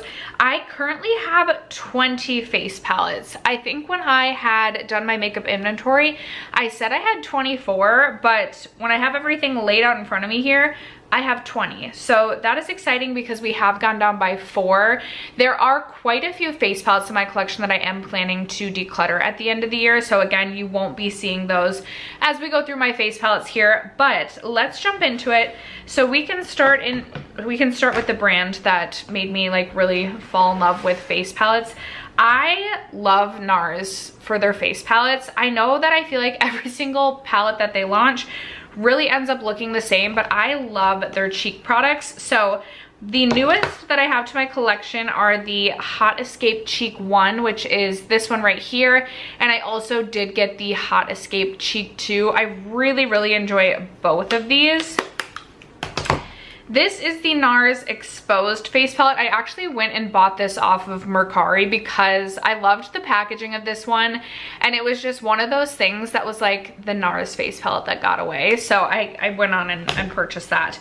Then I have the All That Glitters face palette right here. This is honestly probably one of my least used of all of my NARS face palettes. NARS All That Glitters and then the NARS Rising Star are probably my 2 least used, although I do really enjoy the Rising Star. These 2 are pretty unique to my collection, but if I were to pick my least used of all my NARS. This one is definitely one that has gotten a lot of love for me. It's my NARS Orgasm on the Beach. I did bring this one with me to Florida this year, and I even used this as a bronzer, which I hadn't yet. And I really liked the kind of red tone in this bronzer because it kind of matched the whole sunburn vibe. This one has gotten a lot of love for me this year. Same thing with the NARS Overlust palette. I would say Overlust is probably my most used out of all of my NARS face palettes. I love the kind of muted tones on the bottom, perfect for every day. And then we have these like creamy highlights on top, which I absolutely love. I've been reaching into this one a ton for like a chest and neck highlight, and I have been loving that for the summer. So this one has definitely gotten a lot of use. I also really do love my Hourglass cheek products. So I have the Ghost Quad here. This was my original like purchase for one of the Hourglass face palettes. I have a really good, I was gonna say really good progress on this one, but honestly I really don't. All 4 of these I think are absolutely stunning. I love my Ghost Quad. And then I did buy the Ambient Unlocked Evil Eye palette last winter, and I really enjoyed this one too. I think that the tones in here are beautiful. I love the 2 options for blush. I love this as a highlight, and I also love the Evil Eye, so that works perfect. And then also from Hourglass, I do have the Ambient Lighting palette. This one it has 3 of the basically finishing powders. I really enjoy the Hourglass finishing powders, so I enjoy having this in my collection as well. Then I have the Natasha Denona Glam Face palette. When I first bought this, this was like one of my favorite things in my entire collection. This has definitely gone unused, but I need to change that because the 5 eyeshadows down here are like exactly what I'm looking for right now. So I really have no excuse not to be reaching for this. A couple more let's do my duos and trios. So I have the Natasha Denona Blush and Glow Duo. I love this. I think this is stunning. I love both the blush and the highlight. I feel like I have a pretty decent dip going on the highlight. I pulled this into a Shop My Stash within the last couple of months, and I remember I literally reached for this a week straight. Like, this was my blush and highlight for a week straight, and prior to that I was like, maybe this is something I could see myself possibly decluttering, and I was like, nope, absolutely not. I do really love having that. I do have the little mini Film Star Bronze and Glow from Charlotte Tilbury. This is something that I do feel like should be on the chopping block. I obviously have used this quite a bit, but I feel like it's one of those items that I'm now holding on to because I have a pan in it. And it's like that panner's mentality in you to like hold on to something and finish it after you have used it enough to, you know, hit pan. But it's not something I'm ever really excited to reach for anymore, so this should go on the chopping block. And then I have my Kaja trio here. I love this. It is just such a basic but great little trio here. You have a cream bronzer, which admittedly I haven't used the cream bronzer that much. However, I do really love this highlight. It's such a beautiful kind of champagne yet slightly pink highlight, and then the blush is just like the perfect nude peachy everyday blush. I love having this, so that is definitely something that I'm not even considering decluttering. Then I have my Dior face palette. Now this is something that I had decluttered, and I ended up recluttering this into my collection. A lot of my decluttered stuff I bring in a makeup bin, either home to my mom's or it sits in a makeup bin, basically like makeup purgatory in my home. And so that's why sometimes we see things that are recluttered, and I'm so glad that I did. My daughter loves this, and in turn she has really made me fall in love with this product. I love this as a blush topper. It is such a beautiful ready pink blush topper. I think it's stunning. I love this highlight for a peach toned highlight, and then there is obviously a pink toned highlight that I can reach for all the time. This is really my least used of all the 4 shades, but I really like, I get a lot of use out of these 3 shades. So very happy that I was able to reclutter that into my collection. I have the newest face palette in my collection is the Vive Dimension face palette. This is what this one looks like. I was making an order on, actually I was on the Vive website because I was considering purchasing the Velvet Sands lip liner again, and this immediately caught my attention because I've just been into face palettes. I like that we have the 2 muted blushes down here. We have this like salmon blush, and then we have this like peachy tan tone blush, and then I love that we have this more like satin shimmery, I don't want to say shimmery, but not matte blush here that gives this really beautiful sunburnt sort of vibe to it. And then we have a highlight here. I have really enjoyed my time with this thus far. I haven't had it for the most amount of time, but I'm really happy that I purchased that. I have the Lunar Beauty Moon Prism palette, which I also really enjoy. I will say the other day I'd pulled this back out and I almost had to like scrape away the top layer. This is definitely getting older in my collection, but now the blushes are performing just fine again. I love the shade Soleil down here. Such a beautiful glowy blush. And I like just the mix of tones in here. I like that we have a very muted baby almost pastel pink here. I like that we have these deeper tones, like we have this like almost like mauve maroon berry, not berry, but like, I don't know, I love the shade Spacey. Gravity is such a beautiful bronzy toned blush. I like that we have a peachy coral sort of blush here, and then just kind of like a mid-toned, very neutral blush here. Love all of the blushes in the Moon Prism. And then some of my oldest face palettes in my collection, but they are not in the works to get decluttered. I have the Lancome highlighting palette. Clearly I have really enjoyed this in my lifetime. I have pan on all 3 shades in here. I will say I think Gilded Gold is my least used shade just because I don't love a gold highlight, but I have pretty significant pan on Frosted Rose, which is the pink, and a decent pan on Sparkling Peach. This is another one I'd like to pull back out and kind of expand the pan a little bit more on these before the year ends, but it just makes me happy to open something up and see a pan on literally 3 out of 3 shades.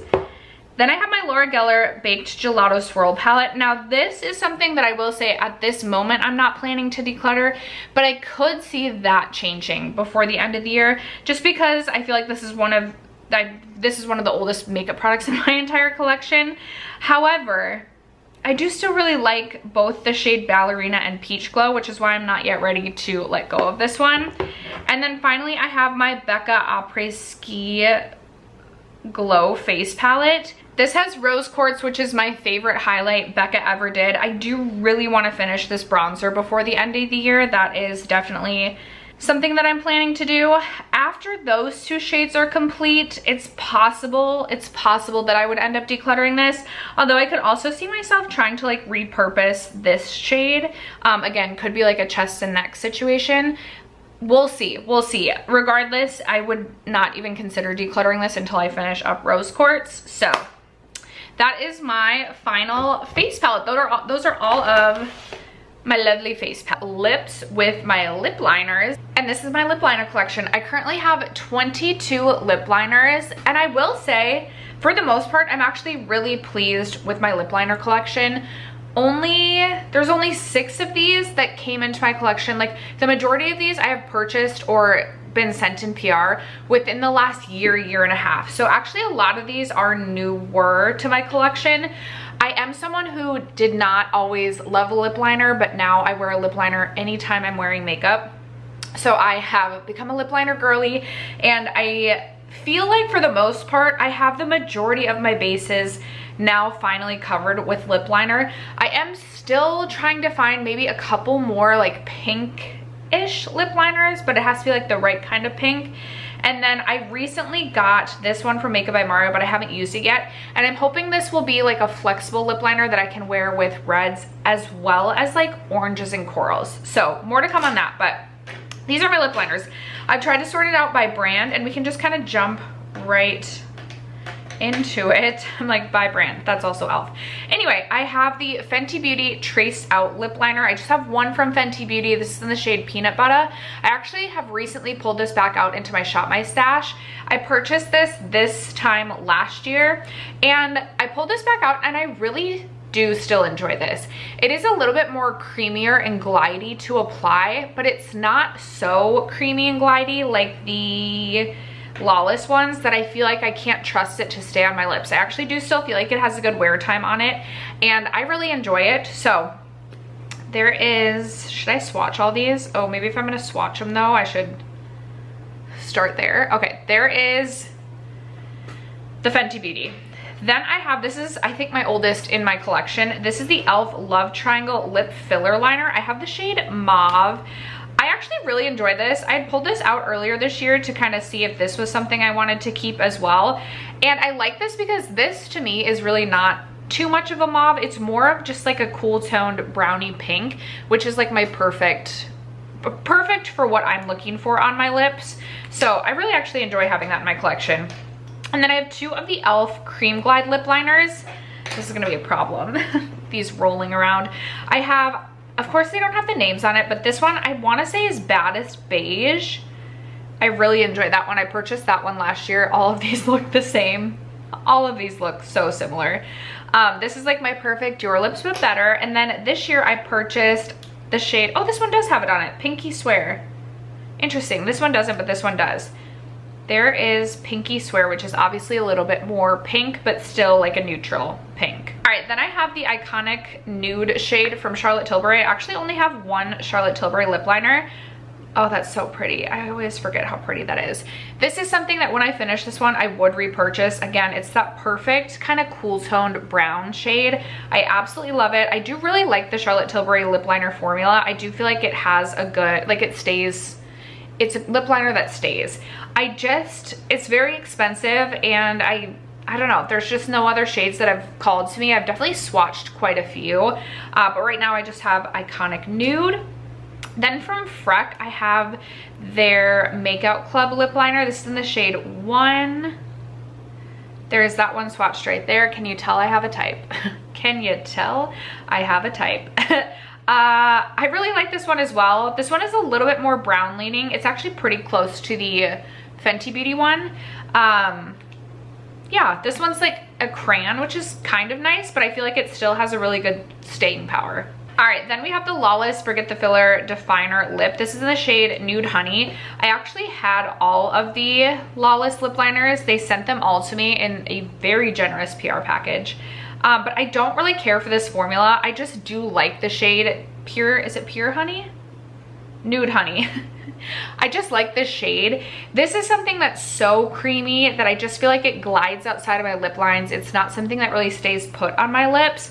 It's definitely a creamier formula, which just isn't my preference. And this is really the only shade out of all of them that I felt like didn't kind of slide all the way outside my lip lines and look crazy. So this is the only one that I kept. I do really like that shade, as it looks like every other shade of lip liner. All right, Makeup Forever, I have 3 shades. I love the Makeup Forever formula. It is another one that, it's a pencil formula and it really does stay all day. So here is Anywhere Caffeine. I'm embarrassed as to how similar all of these look. And then I also have Wherever Walnut. I got 2 of these in a set last holiday season. Oh dang, Wherever Walnut is definitely more like of a pinky nude rather than the rest of these are more of a brownie nude. Maybe I never noticed that. I feel like I actually do feel like I use Anywhere Caffeine more than Wherever Walnut. Anyway, I have those two, and then recently this year I needed a red, so I got the shade Full Red. And I really like this because it's something that I feel like it's not like a super tuggy formula, but it's a drier formula, so I don't get nervous when I'm applying this, and then I really do feel like the staying power on it is really good. So those are my Makeup Forever. I have 3 now from Makeup by Mario. So I had the shade Dimitri, which is the one I'm about to swatch. This is my oldest one. I love a nude. That's like one of my perfect nudes as well. This is almost more concealer lippy nude though. Recently though, I purchased 2 more from Makeup by Mario. I purchased Pink Peony, which is that one right there, because I've been looking for something more pink because I have been having fun with more color on my lips, and I've been enjoying pink lips this summer. And then I also wanted something for like my orange lips. My top lip, it's not even. One side is like just more, I don't know how to describe it, but they are not even at all. So I like need a lip liner to try and make my lips look more symmetrical. And I also do love an orangey coral lip in the summer, so I wanted something for that. And so I picked up the shade Flame Red as well, which I feel like will actually be perfect for orangey lips. This literally just arrived like 2 days ago. So those are my Makeup by Mario's. This is another formula that I really do feel like has good wear time, good longevity. Really enjoy the Makeup by Mario. And I didn't realize this, but each one of these comes with a pencil sharpener, which is kind of nice. So now I have 3 Makeup by Mario pencil sharpeners. Okay, Glossier also sent over all of their lip liners last year, and I really like the Glossier formula. It's a pencil, but it's almost like a crayon type pencil, but it has amazing staying power, and it does feel really creamy to the touch, so you wouldn't necessarily think it'd stay on the lips all day, but it really does. It's a very long lasting formula. This is the shade Bit, which I kind of like because it's a little bit more mauve leaning, and actually now that all of these are swatched out, I'm like, that e.l.f. one really is, I can see the mauve in it. I can see why they call it mauve. I also have the shade Buff, which is my most used. I really like that one. It's a little bit deeper brown than some of the other ones, maybe not, but it's kind of like that brownie nude. And then I also have the shade Flush, which is a little bit darker and almost has a bit of, not like red like this in it, but it's like a warmer reddy brown. So really fun for the fall or when I'm wanting to do a little bit more bold on the lips. This actually reads pretty dark on my lips, but I do really enjoy all 3 of these. Then I have, this is another really old one in my collection. This is ColourPop Oh Snap. Kind of another nice mauve-y pink nude. I have NYX Peekaboo Pink, I think. Peekaboo Neutral, sorry. Oh my gosh. But it is more of like a pinky nude. How close is that to? Those 2 are kind of close, but now I can't remember. Oh, maybe that was the e.l.f. one. Okay, well, anyway, this isn't a declutter by any means. Okay, from Bare Minerals, they sent this over last holiday as well. This is in the shade Striking Spice, the only one I have from Bare Minerals. This is another creamier formula, but it doesn't get out of my lip lines like the Lawless one does.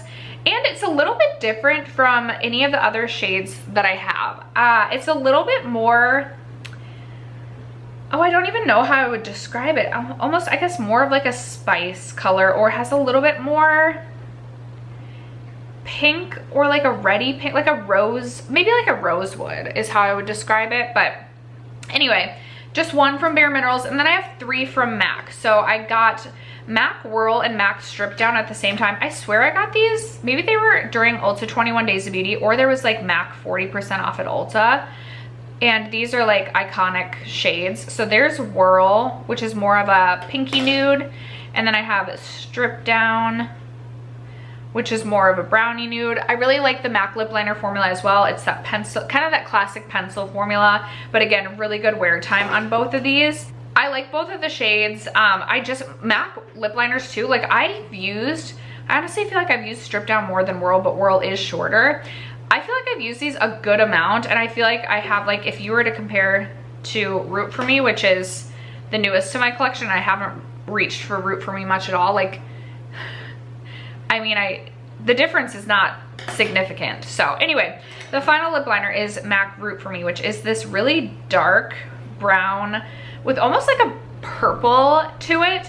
I got this because Julia Adams did a lip combination last year, or was talking about pairing this with House Labs hybrid lip oil in the shade Fig, and it is such a beautiful lip combination. So I'm really glad that I picked that up. Obviously not gonna be my most used lip liner, but still love having that. And those are all 22 lip liners in my collection. All right, you guys, we are moving on to lipsticks. I currently have 35 lipsticks. These are everything that I personally consider a lipstick in my collection. By the way, I'm filming this the next day, and I've like been picking off my nail polish, so we watch and we don't judge. But these are all 35 of my lipsticks. I feel like some of my lipsticks are incredibly old, and then some of them are very new. And by new, I mean since last year. I'm like, I don't think I purchased a single lipstick this year. And actually last year, I don't know if I purchased any lipsticks. I had quite a few that were sent to me. Lipsticks are just, I much prefer a lip stain, a liquid lipstick even. And then obviously I love a lip gloss. So these are all my lipsticks. Really kind of in no particular order. We can start in like this cubby down here, just because these are like my oldest lipsticks in the bunch. I do still have two of the Tarte Color Splash lipsticks. I have the shade Beach Babe, and I think this is Colada. The sticker came off the bottom. I suppose I could try and swatch some of my lipsticks for you guys as well. Should I zoom in a bit? Okay, this is the shade Beach Babe, which I wish Tarte never discontinued these. I love this lipstick formula. It's more of a satin formula, and it was just so comfortable and easy to wear. So I have Beach Babe, and then I have the shade Colada. I think it was Rum Punch. Ugh, I wish I could have that lipstick back in my life. That is like my #1 lipstick of all time. All right, then I have two of the Charlotte Tilbury lipsticks. I have the JK Magic one. And again, I just like never reach for any of these. This is more of like a warmer peachy shade than I typically would reach for. But the packaging is beautiful on that one. And then we have the Very Victoria, which I will say, I feel like the special edition, like this collection has really weighty packaging. This, they could do better. But I definitely wear Very Victoria more than I would this one. This is just more of like an everyday lipstick for me. Again, I still don't wear it that frequently. Then I have this really old one from Tarte that from Bite Beauty that I literally cannot get myself to declutter. I love the shade so much, and it literally does not smell like it's gone off at all. This is in the shade Orange Fizz. This is such a fun lipstick shade for the summertime, so I'm keeping this one around until I literally see it grow mold. Then I have Fenty Beauty Tang Tang, which is that Tang Thang, sorry.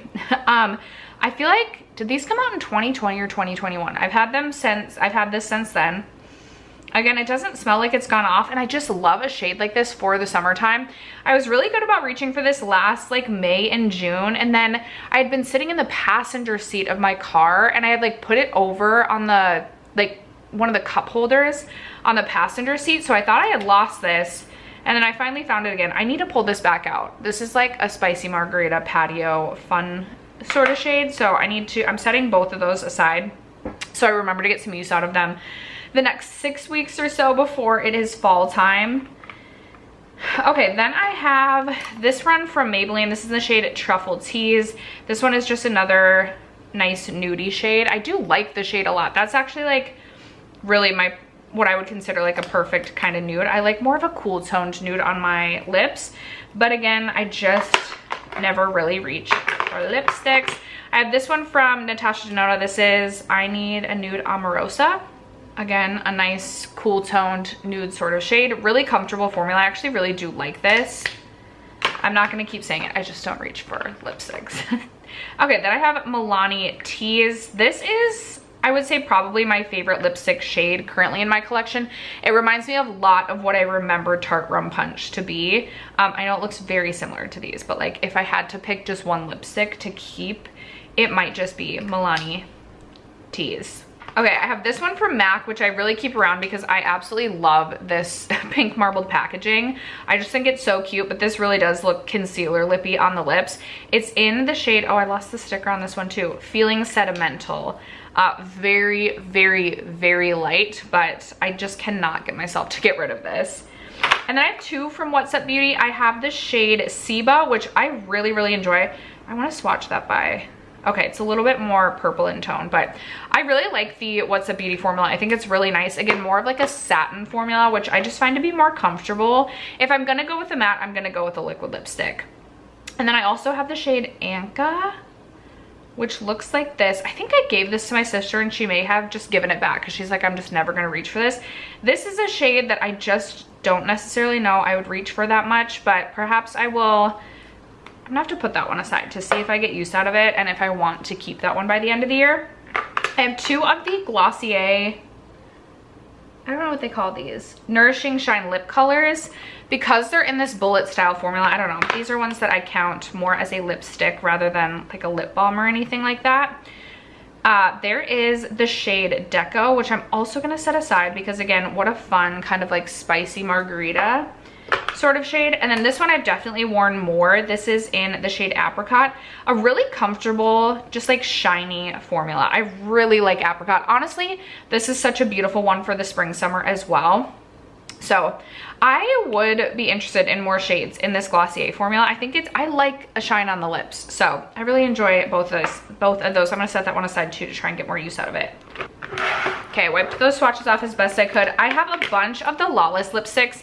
I got the whole line, which I literally still can't believe. I cannot believe. I remember, I remember the feeling of just seeing that PR box and just being so excited. I didn't keep all of them, but I will swatch the ones that I do still have. This is the shade Soft Truffle. This is, again, kind of like a comfortable satin formula. I do like these lipsticks, but again, I just don't reach for lipsticks that much. This one is in the shade Cookie. There's Cookie. I have Morocco, which is a nice kind of mauve-y sort of shade. Then I have Tropic. Tropic is one, I'm gonna set Tropic aside because I'm like, I don't know if that's really a shade that I'll reach for, but if I would reach for it, it really would be in the summer. And I have been having more fun with pink lips. So I'm gonna set this one aside. I'm gonna try and get some use out of that. All right, then we have Minx, which is definitely more like purple in tone. I did like a whole swatch video that I was gonna post as a short, but I just am the worst when it comes to actually editing and posting shorts. This is one I don't, oh no, I swatched this one on my lips yesterday when I was pulling these all out. And I did decide that I like that one. It's a little bit lighter, but I feel like with a darker lip liner, this could be a really fun combo. I just need to actually think to reach for some of these things. This one is the shade Wedding Day, which again is more, I don't want to say concealer lippy, but kind of, but in a cool toned way. I actually put this on my lips yesterday too when I pulled these all out, and I really liked that. And then the last one that I have is in the shade Femme, which is again more of like a pinky sort of shade, but a pinky cool toned shade. Those are all the Lawless lipsticks that I still have. And then I'm gonna wipe these off. I have 3 Merit lipsticks. 2 of them are the Signature lips, which I like this. I honestly, actually, I like all the formulas because I do like the matte lip as well. So I have in the Signature lip formula, the shade Baby, which is right there. Really beautiful, kind of your lips, but better sort of situation. And then I have this shade 1990, which is this brown lipstick, which is so different than anything else that I have in my collection, but also just something fun that I want to keep around. Obviously, this is not going to be something that I personally get a ton of use out of, but I feel like for the fall, it's fun to just have something a little bit different. And then in the Signature matte formula, I have the shade Sunday, and I actually pulled this out in February and I really enjoyed reaching for this. It is a matte formula, but I would almost consider this again more of like a satin matte. It's not super tuggy on the lips when you're applying it, really comfortable, and for a pink lip, I just think it's a really fun shade. I actually do really enjoy the Merit lipstick formulas, and there's something they've actually sent all 3 of these to me, but this is a formula that I personally, if there was a shade I was interested in, I absolutely would purchase for myself. All right, and then we have a couple more of like kind of like glossy lip formulas. So I have two from Ravi Beauty or Ravi. I have the shade Dahlia, and these are more kind of like glossy. Again, really comfortable, beautiful formula. I really enjoy the shade Dahlia just because it's, again, kind of like that, just like enhances your natural lip color. And then I have the shade Lily, which is a little bit more cool toned. So naturally, I love the shade Lily as well. All right, then I also count my Tarte Maracuja Juicy Lip in with my lipsticks, just because I don't exactly know where to count this. I have the shade Poppy right here. I actually, you guys haven't seen this yet, but I have filmed it. I'm gonna be doing a chopping block video, and I have this on the chopping block just because I don't ever think to reach for this. I don't mind the formula. It's just not a product I would be seeking out in the future. I definitely have my favorite lip gloss formulas, and to me this is like a lip gloss. In fact, I probably could count this with my glosses, but I'm gonna set this aside too because I feel like this is a good shade to be reaching for in the summer. Then I have two of the Kaja Heart Melters, which are kind of similar to the Tarte formula in that that's push up. There is, oh, I didn't realize maybe that was so bright pink. I'm gonna set that aside as well because, like I said, I've been loving a pink lip. This is the shade Too Sweet Talk, and I actually do really enjoy this formula. Really nice and glossy, really comfortable. And then I also have the shade, I think this is Let's Chill. This is in 7 Let's Chill, which is definitely more of a cool tone shade, but I remember, it's been a while since I've reached for this. I remember really liking this shade. So those are my two from Kaja. I also count this NARS like chubby lip crayon in with my lipsticks. This is in the shade Bettina. I've actually randomly been reaching for this quite a bit lately. It's definitely more matte on the lips than I guess I remember, but I feel like it's just the perfect nude pink, and I've probably reached for this 4 or 5 times within the last 2 weeks, which is just really random because I had definitely been neglecting this, but I wouldn't say this is my favorite formula of all time, but I do really love that shade, so I'm happy to have that in my collection. And then I have two of the NARS, I think these are called the Afterglow Lip Shines. Listen, I think these are pretty overpriced. Like, I definitely did not need to spend $30+ on this. This is in the shade Breathless, really beautiful nude. I just never reached for these. And then I also one day decided to pick up this because it was around patio drinking season time. I'm gonna try and swatch this next to these brighter shades. This is in the shade On Edge, which again, it's a very, very beautiful kind of coral sort of shade. But I just never reached for this. So I will set this one aside to try and get some use out of this while drinking a spicy marg. And those are all of my lipsticks. Okay, next up we have my Balms and Masks. I currently have 19, but I always say as we enter the lip balm, lip oil, and lip gloss realm of my makeup collection, always take things with a grain of salt and plus or minus like 5 products, because I feel like I just have lip products scattered throughout. Like I probably have a couple lip products at my desk at work right now. I have, I'm sure, something in my car, although I do think I brought everything in from my car today knowing I was going to film this, but I just inevitably will find lip products kind of everywhere. I'm not going to be swatching all of my lip balms because I just feel like they don't all have like color and things like that, but we can go through everything. So I do currently have 2 of the Laneige lip sleeping masks. I definitely have the eggnog one somewhere.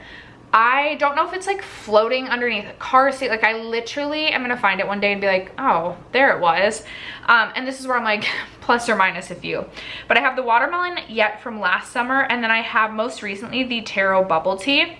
I will say, like, I'm trying to make my way through. I'm maybe halfway through, probably not even yet halfway through the watermelon one, but I do feel like I've been making good progress in the Taro tea one. I really, really enjoy this one. I don't know, I just love the scent of this. Really been loving this. I saw that there is going to be a strawberry shortcake one, I think, coming out that's like layered. And a part of me wants to get that for the short form content. And then I saw that they're coming out with a Baskin Robbins like limited edition collab, and I was like, okay, I know I keep saying I need to finish these and I don't need that, but like I feel like I do need that. So we'll see if the Laneige mask collection grows. I do share these with my daughter, so there's 2 of us using those. Then I have my Lawless Forget the Filler Overnight Mask. Right now I have the shade Sweet Dreams. I just opened this one up because I just finished Cherry Vanilla. And let me tell you, this mask takes literally forever to go through. So this is gonna be sticking around for a while. I have this lip balm from Ritual Defeat. It's in the shade Glass Wing. My sister gave this to me and it looks really scary, but it's actually like not this deep on the lips. I just never reach for this. So this is something I'm like, do I really need to keep this in my collection? I think I'm gonna pull this up top. I can't remember if I pulled this into my chopping block. I feel like I should have, but I feel like I also didn't. I feel like I need to pull this up top and try and get some use out of this, especially in the fall, because it does offer a bit of a tint to the lips, but it's not quite as deep as you're seeing in the pan. Okay, I have two Summer Fridays lip butter balms. I have the hot cocoa one, which I'm almost done with this one. I'm almost done. I'm even closer to being done. There's just a little bit of air I could push out of this one right now. I just need to finish this one up so I can have a lip balm empty. And then I also have the Vanilla Beige.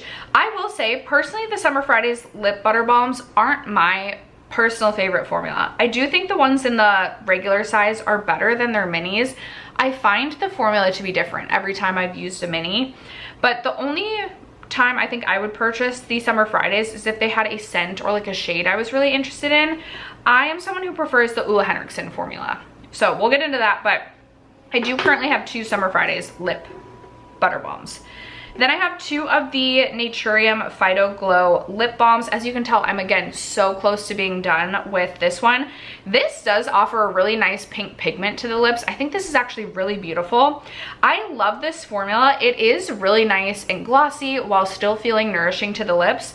My only complaint with this product is, and especially like living in Minnesota, if this gets even just a little bit too cold, you can't, like, you literally cannot push the product through the, like, you can't get the product out until it like warms back up.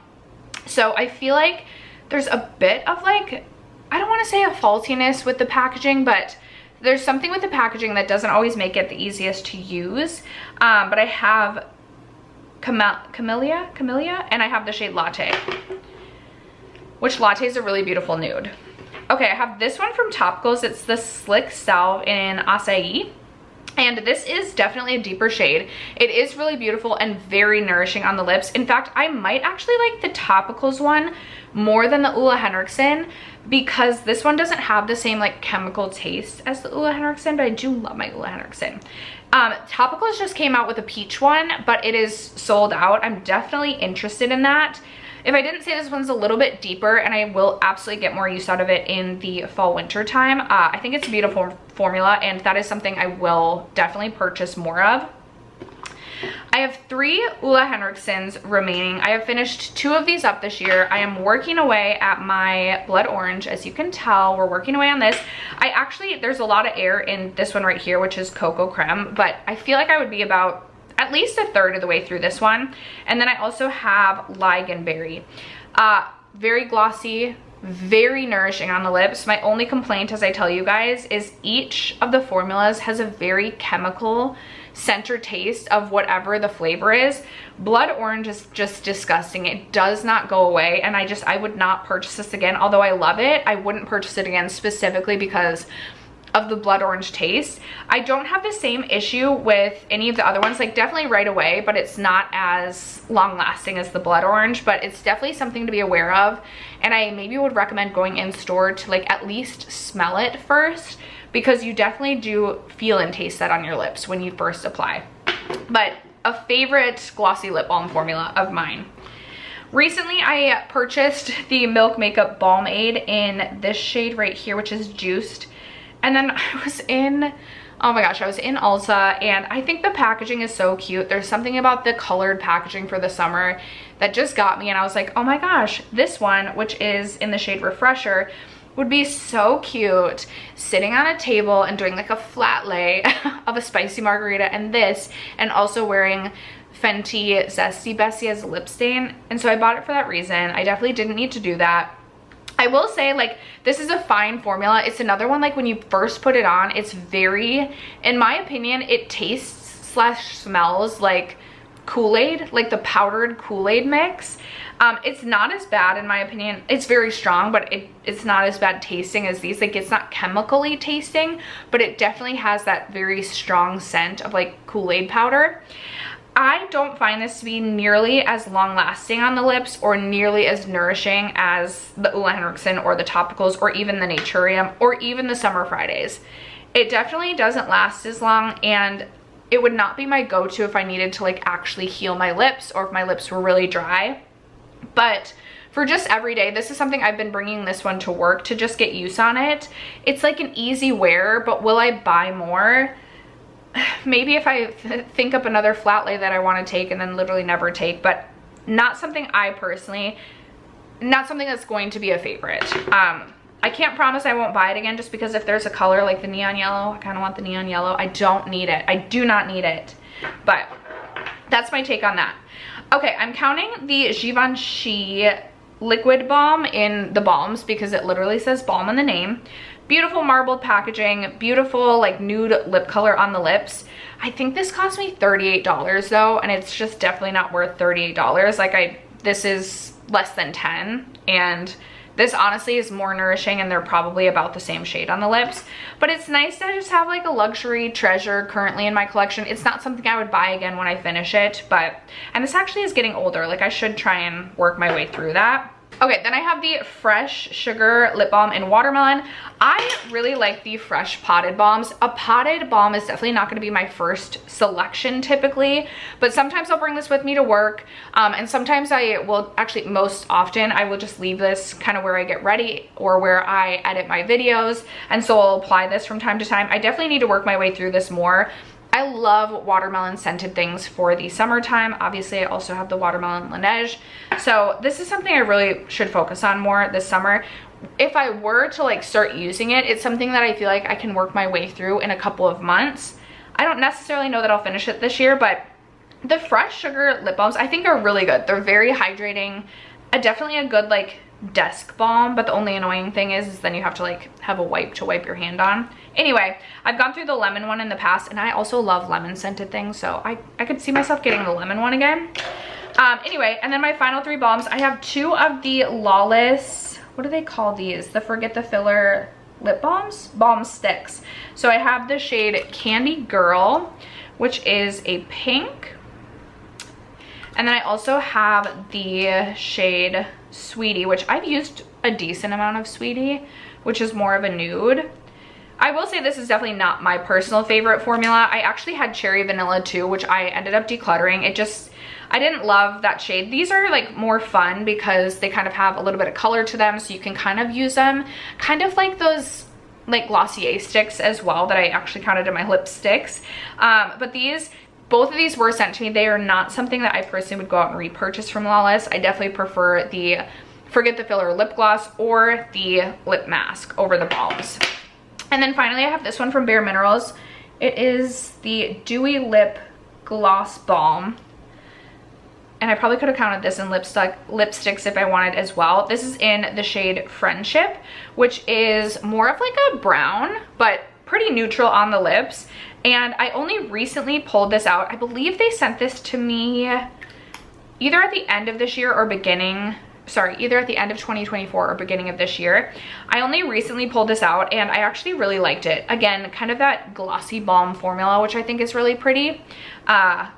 They did send me a different shade, which was more pigmented, and I didn't want to keep that one, but I do really enjoy the shade Friendship. And then those are my 19 lip balm. Okay, this is my very short and sweet lip oil collection. It's crazy. I used to be so much more into lip oils, and now I think I just love a gloss, or I love like the Ole Henriksen. So this is what I have for lip oils. I have a couple that I cannot find, and I think when I posted my original makeup inventory, I said I had 11 lip oils. Some of that was including the Bare Minerals lip oils that they sent to me. I don't love those, and so I passed them along to my mom. Took a couple, my sister, and then my daughter took a lot of them. That is why we are seeing only 7 here as opposed to the 11 that I said. So not a ton of lip oils left to work my way through. I do have the Kaja Juicy Lip Glass, which they call this the glass lip oil. I'm like, why did I count these in lip oils? So I have Rosehip Spritz, which is this one right here. I have Plum Paloma, which is this one.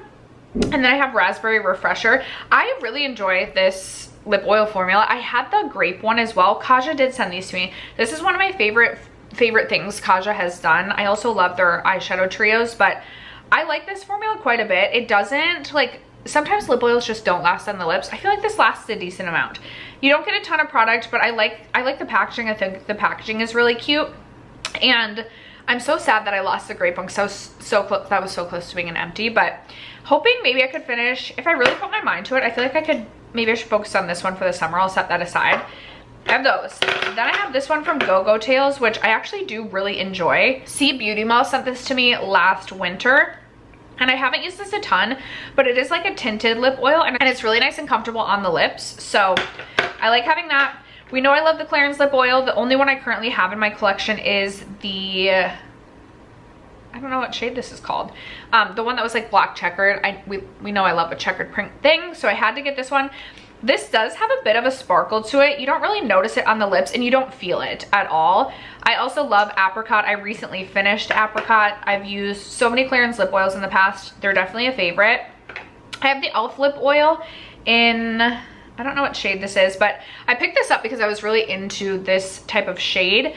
I will say I think e.l.f. makes a fine lip oil. It's nothing to write home about, but it's definitely fine. I've gone through a full one in the past. Not my favorite, but it's fine, and I wanted a shade like this. And then I have this one from Merit. This is in the shade Les Deux. Merit does not make a favorite lip oil formula. I absolutely hate the applicator. I hate the applicator. It's so small, and it just, I don't know. I feel like this also dries my lips out more than like does anything for them, but I also like this shade, so I wanted to keep it and try and finish it. So maybe I'll set this one aside as well to try and get some use out of. But those are all my lip oils. Okay, last section, lip gloss. I'm overwhelmed. Currently I count 52. There's definitely glosses here and there that I'm like, they're somewhere. So plus or minus probably 10 in the lip gloss category. But I'm gonna try and go through these as quickly as possible just because I have so many repeats in my collection. So I have a ton of Lawless Forget the Filler lip glosses. I absolutely love the Lawless Forget the Filler formula. Lawless has also sent me some of their glosses. I've purchased many, but I have 2 of Rosy Outlook. This one's definitely older. It looks a lot more clear. I'm actually gonna set that aside and just try and focus on finishing that up. We've got Rosy Outlook. We have the shade Nudie, which I actually do have a Nudie in backup here as well. I have the shade Annie. Annie's definitely not a favorite. It's way too like warm nude for me. That's one that I will not purchase again. Rosy Outlook is fine. Nudie's fine. I'll kind of tell you which shades are my favorite as we go along. I have Glazed, which is very metallic, so not a favorite. Candy Sky, also very metallic, not a favorite. However, sometimes layered over top of things, it gives this really milky effect, which I have enjoyed. So that one maybe I would repurchase. Then I have the shade Lavender Sorbet, which I really like. Velvet is my favorite shade, I think, just because it's, for me, the perfect Your Lips, but just better and glossier formula. I have Daisy Girl, Daisette, Daisy Pink, and then another favorite here is Juicy Watermelon, which is such a beautiful pink shade for the summer. This is another one. I'm gonna set this one aside right now just because I think I could easily finish that one. I would purchase it again for sure next summer. Then I have Maple Sugar, which I've used a good chunk of. I do really like Maple Sugar. This is another one I would buy again. I like it because it's a little bit more pigmented and it's like a brownie nude shade. Really good for the fall. And then finally I have George, which is another deeper kind of brownie nude that I also really like. So between these two, I would always have one of them. I actually feel like maybe I like George a little bit better. Anyway, those are my Lawless. Oh, and then I also have Cherry Vanilla as well. So those are my Lawless Forget the Fillers. I have 2 from Huda, the Huda, I don't know, lip glossy what do they call these? Faux filler, the faux fillers. I have the shade Glassy, and then I have She Glitzy, which is kind of like a milky, sparkly shade. This is not my favorite formula, but this is by far my favorite formula for just a clear gloss. And then I kind of just really liked this shade and got suckered into buying it. So that's why, I mean, if there was a shade that they launched, I would buy. So I've adjusted my lip oil spreadsheet to include these, but I forgot to include these in the lip oil section, which may be a reason that my lip oil numbers were so off. I was like, where are these lip oils coming from? But I have 2 of the Gisou lip oils. I have Cherry on the Cake and then Glazed Plum. Also, these 2 from YESStyle I probably could have counted with my lipsticks, but they're kind of that like glossy balm sort of formula. I have the shade 2, which is something candy, I thought. Candy Glaze, and then I have 15. Oh no, these are the Candy Glaze glosses. Oh my gosh, I'm so stupid. Then I have 15. Buxom is also a favorite formula. Between the Buxom and the Lawless, those are like my 2. Oh, I forgot to add my plump shots to my spreadsheet. I'm gonna have to do that. Okay, so I'm actually at 54. Anyway, maybe I'll do these so I just don't forget them. I have the Makeup Forever Super Boost. Love this formula. Discovered this year. I think these actually launched this year. These make your lips so glossy and so juicy. I absolutely love this formula. Will repurchase, will purchase more shades. I had to kind of slow my roll, but I absolutely love this formula. So I have the shade 2 Fairy Lights, which is kind of like a peachy glitter sort of shade. I really like that. I have Wherever Walnut, and then I also have Daring Candy as well. I love all 3 of those. And then for my Buxom glosses, I have Buxom Dolly. Nope, sorry, this is Buxom Celeste, Buxom Dolly. Then I have 2 of the plump shots, which are definitely the most like painful in my opinion of all the Buxom formulas. I have Spellbound right here, and then I also have Hypnotic Garnet. I really enjoy both of these though. Spellbound I like to layer over top of things. I don't really like this one on its own, but I love to layer this over top of things. Then I have the Buxom Full On Lip Plumping Creme in the shade Pumpkin Spice White Russian. This is a really beautiful milky nude shade. I have the Full On Plumping Lip Polish in Bailey Butterscotch, which is, I feel like this, I'm like, some of these I feel like kind of sit out in the sun. Yeah, I feel like, okay, it still smells okay, but like mixing that up, I'm like, maybe I need to make sure these are not sun facing, because as I mix that up, I don't know if you can tell, but the shade almost like changed a bit. Okay, that's not good. Then I have two more lip plumping creams. I have Gin Fizz and Blushing Margarita. And then I have the lip plumping polish in the shade Samantha as well, which I really love for like a sparkly nude. I definitely know I'm missing at least one Buxom gloss. No clue where it is, but I'm definitely missing at least a Buxom gloss. All right, then I have everything left in here. So I already said I had a backup of Nudie from Lawless, forget the filler. I still have 2 Maybelline lifter glosses. I have the shade 8 Stone and 6 Reef. So 8 Stone, 6 Reef. I like the lifter gloss. They are a bit chemically, like they have kind of a weird taste to them. I think once I finish these 2, I'll just be done with the lifter glosses. I have so many other gloss formulas I prefer over those, although those are a nice drugstore option. I have these 2 from Becca. I may end up, I've like decluttered this and then recluttered this. I am committed to finishing this one. This is in the shade Beach Bum. I think I have taken the stopper out. I must finish this. Becca glosses take forever to get through. I know you can't get them anymore, but this is so old. I think I probably will end up decluttering this, but it's a fun sparkly gloss from time to time. I do have other glosses I just like so much more. Okay, I'm setting that aside. That will likely be a declutter. I want to finish this, have to finish this before the end of the year. Okay, let's do all of my Fenty glosses next. I have a little mini left. I want to finish this. I believe I've also taken the stopper out of this. I have. So I'm committed to finishing this soon. This is in the shade Champ Stamp Fantasy. It's a really beautiful, sparkly champagne sort of shade. I believe this was limited edition though in a holiday set. I have the Fenty Heat in Hot Cherry. I feel like this does a decent job of plumping. Not my favorite formula because I just don't love like a lip plumper that actually hurts. So I do want to finish that this year as well. I have one of the cream formulas. This is in the shade Candy Milk. I always forget about this, but it is so beautiful on the lips. So I would like to get some more use on this before the end of the year. I have the hologram shade from a couple years ago, holiday. I have Fenty Glow, just the original. I've gone through several tubes of the Fenty Original Glow. Fenty is one of my favorite lip gloss formulas as well, if you couldn't tell.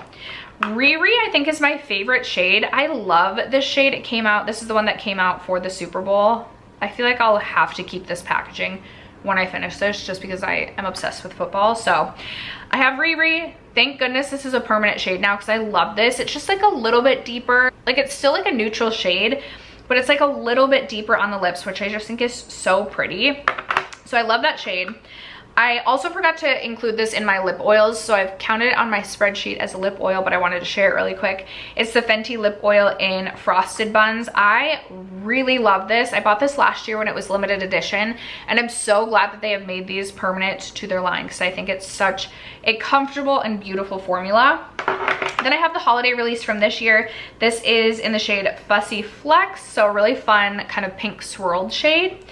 And then most recently, we all know I had to buy mango margs, right?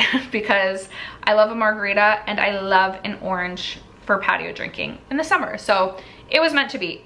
All right, then the last few remaining glosses, I have the e.l.f. Sun Boss Gloss, which I am trying to finish this year. This does have SPF 25, and I appreciate a lip gloss that can also protect my lips, because nothing hurts worse than your lips when they're sunburned. So I have that. I have this old one from Give Them Lala Beauty that I just want to finish up. I don't know why I can't just like let this one go. I really should. It's like the panner in me. Let me put a little on. I feel like this is questionable, but I feel like I'm so close to finishing it. I'm setting that aside so I can finish that this year. I have the Kopari Lip Glossy in Clear. Used to be a favorite formula of mine. Now I love my Ulla Henriksen for like the same purpose. But I did include this clear gloss on my plan to pan this year. So I'm trying to work my way through this, and as you can tell, I feel like I'm making decent progress. If I toss this in my car as my car gloss, I do think I can finish this before the year is over. I have just been focused on my Blood Orange from Ulla Henriksen because that's in a project, but we'll see about that. I have this one from Cali Ray. It's a lip plumping gloss in the shade Taco Tuesday. I actually think this is really pretty on the lips. It does not feel plumping at all. I don't think they make those anymore though. I have the Kaja Milk Tea lip gloss, the Gloss Shot. I actually really like this. I don't know if they make these anymore. I don't think they do, but I think this is a really beautiful nude pink shade, and I also like the formula. I think it's really comfortable. I also like the, if I could open it, it's one of those like applicators that kind of hugs your lips. It reminds me of the Fenty Beauty lip oils, except for the Fenty Beauty is a little bit thicker. So I really like that about this too. Then I have the Catrice Marblicious. This is not a favorite formula, but I feel like I've worked through enough of this that the panner in me does want to finish this one. So I have that. I have two from Flower Nose. I have the Glowy Lip Gloss, which is this one, and this is in the shade Berry Bomb. These are fine. They sent both of these to me. The other one is, I can't tell what the name of the formula is, but it's another like lip gloss, lip oil type of product. I like these, but like the packaging is just so over the top. I have other formulas I prefer, but this one is like a sparkly pink, and I love a sparkly pink gloss. So I do actually really enjoy having this one specifically, which is Berry Bomb, in my collection. I have this one from Kaleidos. I really like this Kaleidos formula as well. I don't exactly know what they call it, but I have the shade 100. I want to say it's like, I can't remember. I feel like it's something like about a drink for your lips, which it does feel hydrating on the lips. I really like the shade too. It's this nice milky nude shade. I'm gonna be sad when I finish this. I hope I can still purchase this because I actually really enjoy this formula. I have this one from Rem Beauty, or REM Beauty. I don't know why I always call REM Beauty Rem. But I have the shade Cherry Cola, which I bought last year. I do like having some like bolder lip gloss shades because it is a bolder shade. It like obviously shows up as color on your lips, but it's a gloss, so it's not like quite as intimidating as like a liquid lipstick. So I enjoy that. Even more so, I really love the Haus Labs Lip Glossy pH hybrid whatever thing. This is in the shade Fig. I think $26 is so overpriced for this, but I love this shade so much and just love this. So this is something that I would continue to purchase.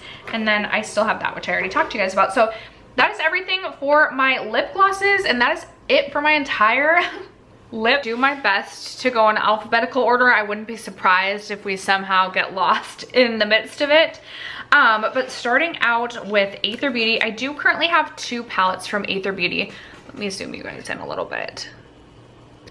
So I have the Amartine Crystal Quad, which I think is such a stunning quad, especially if you are someone who likes mauve tones. I don't really know what's happening with Aether Beauty. They went out of business and then I believe they're back, but I don't really know what's going on in terms of eyeshadow. I like the quality of this. I will say it's not my most reached for palette, but it is such a solid go-to if I'm wanting a quick, simple, easy, don't really have to think about it, mauve toned look. Then I have the Aether Beauty Summer Solstice palette, which I almost decluttered last year, and then I decided to give it one last go, one last try, and I used it last summer, and I actually really was surprised by how much I enjoyed reaching for this. I just feel like the mattes in this are so easy to work with, and the shimmers are not super punchy on the eyes, but they're just really pretty, perfect for every day, and I'm really glad that I decided to keep that around. Then I have the Artist Couture Supreme Nudes palette, which is one of my favorite palettes in my entire collection.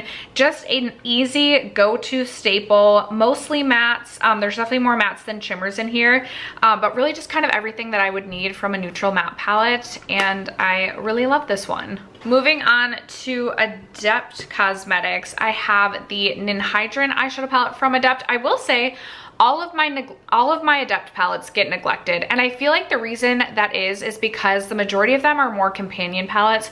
I don't really think of them as being able to do full looks with them, but they have really beautiful, really fun, really special formulas, so I really should get more use out of them. Anyway, I have Ninhydrin. Then I have the Plain Jane Remastered palette. This is a 12-pan all shimmer palette. I have the Minka palette, which is such a stunning palette, but these shadows are all kind of that molten metallic formula. So definitely very, very punchy on the eyes, very textured, not gonna be for everyone. And then I have the Heather Austin palette, which is such a beautiful palette. I really, really love the shade Passport. And looking at Austin right now, that looks like such a beautiful kind of tealy blue sort of shadow. So I should get into reaching for this. And then I have my Adept Flying Fiddles, which is probably the only palette of all of them that I do truly feel like I can create full looks from. I was actually rather impressed with the matte quality in this one, and I really love this palette. The marbled shadow really surprised me too. Sometimes marbled shadows make me nervous, but I really enjoyed this one. I do love having this palette. All right, moving on to Alter Ego. I am on Alter Ego's PR list. I do have a code with them, and typically I get sent every single palette. I don't keep every palette just because majority of the time I do own the dupe for the palettes, but my favorite Alter Ego palette is definitely the Canyon palette. I actually don't own the Natasha Denona Bronze Seduction, and I just think this is excellent quality. I've really enjoyed reaching for this summer thus far. Such beautiful warm tones, so easy to work with. Then I have the Sundown palette, which was inspired by the Natasha Denona My Dream palette. Some really beautiful sparkly shadows in this palette. I do own My Dream, but I decided to keep this one because I do really like the shade Calm as well as Luster, and I actually really enjoyed, I was shocked at how much I enjoyed reaching for this even though I have My Dream. I also feel like the way that this one is laid out aesthetically just makes more sense to my mind in terms of putting together looks, so I almost find this one a little bit easier to work with. Then we have the Daylight palette, which was inspired by the Natasha Denona I Need a Nude. I really like these sparkly shadows in here, which is why I kept this one. I have definitely reached for I Need a Nude more than I have Daylight, but I do still enjoy having this one around because, again, I really do like some of the lid topper sparkly shadows in that one. Miss Haven was inspired by the Huda Beauty, oh my gosh, which one is it? Not Miss Haven, that's this palette. Oh my gosh, why am I blanking again? Is it like Smoky Quartz? I don't know. Anyway, I also like this one for these two sparkly shadows. And again, the way that this one is laid out just makes a little bit more sense. I like that it kind of is laid out in a gradient, and I enjoy having this one in my collection as well, even though I do own the Inspired by palette. And then finally I have the Artemis palette, which was my first palette from Alter Ego. I actually purchased this palette before I was on their PR list. This I haven't used in a while. So this was inspired by the Natasha Denona Metropolis. I do not own that palette. And I honestly couldn't give you a good explanation for why I don't reach for this one more. But this one is getting older in my collection, so I feel like I need to bust this out probably this fall. And if I can't get myself to reach for this, then I really should declutter. My ice machine just made noise if you heard that. All right, moving on to Bella Beauté Bar, one of my absolute favorite brands. I do have a code with Bella Beauté Bar, but I don't get sent PR from them. So I have purchased every single one of my Bella Beauté Bar palettes, and like I said, they are one of my favorite eyeshadow brands. So first up, I have the Green Goddess palette, which is new to their line this year. I will say, of all of my Bella Beauté Bar palettes, this is the one that I was least impressed with in terms of quality. I just felt like I struggled with a few of the matte shadows in this palette. The special shades are typical quality Bella Beauté Bar special shadows. The one thing I do like to point out with Bella Beauté Bar is because of their texture and because of how high impact they are, some of their metallic shades do crease, or their special shades do crease, but I think they're beautiful and I think it's worth taking the time and effort to tap them out if they crease, but like to point that out. Then I have the Realm of Fairies palette, which launched late last year. I do love blue eyeshadow, so I was really excited for this palette.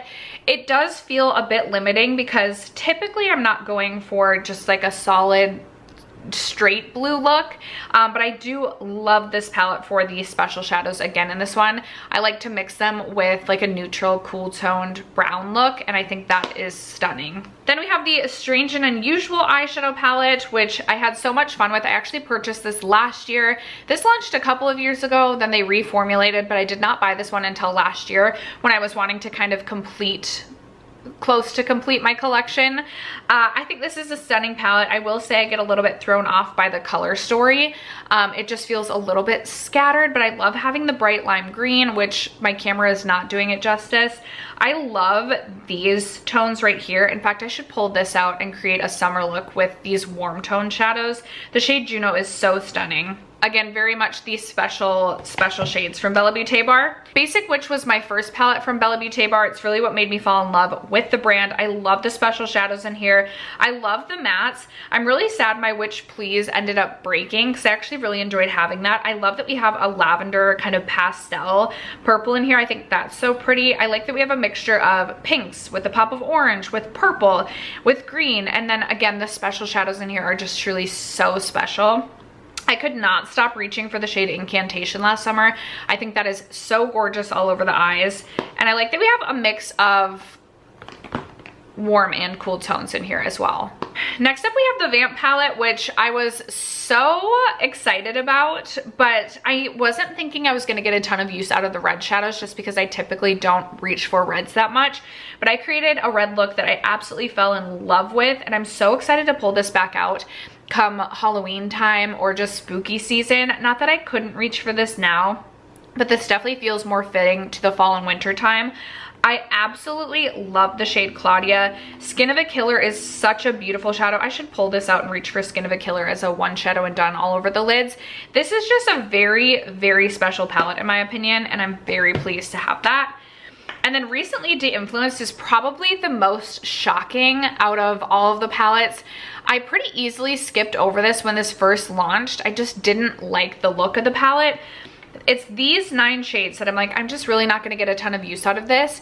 But then I saw Brittany Ray on Instagram swatch the shadows, and it was the shifts in the special shadows that truly made me feel like I couldn't live my life without owning this palette. Yes, I'm being very dramatic there.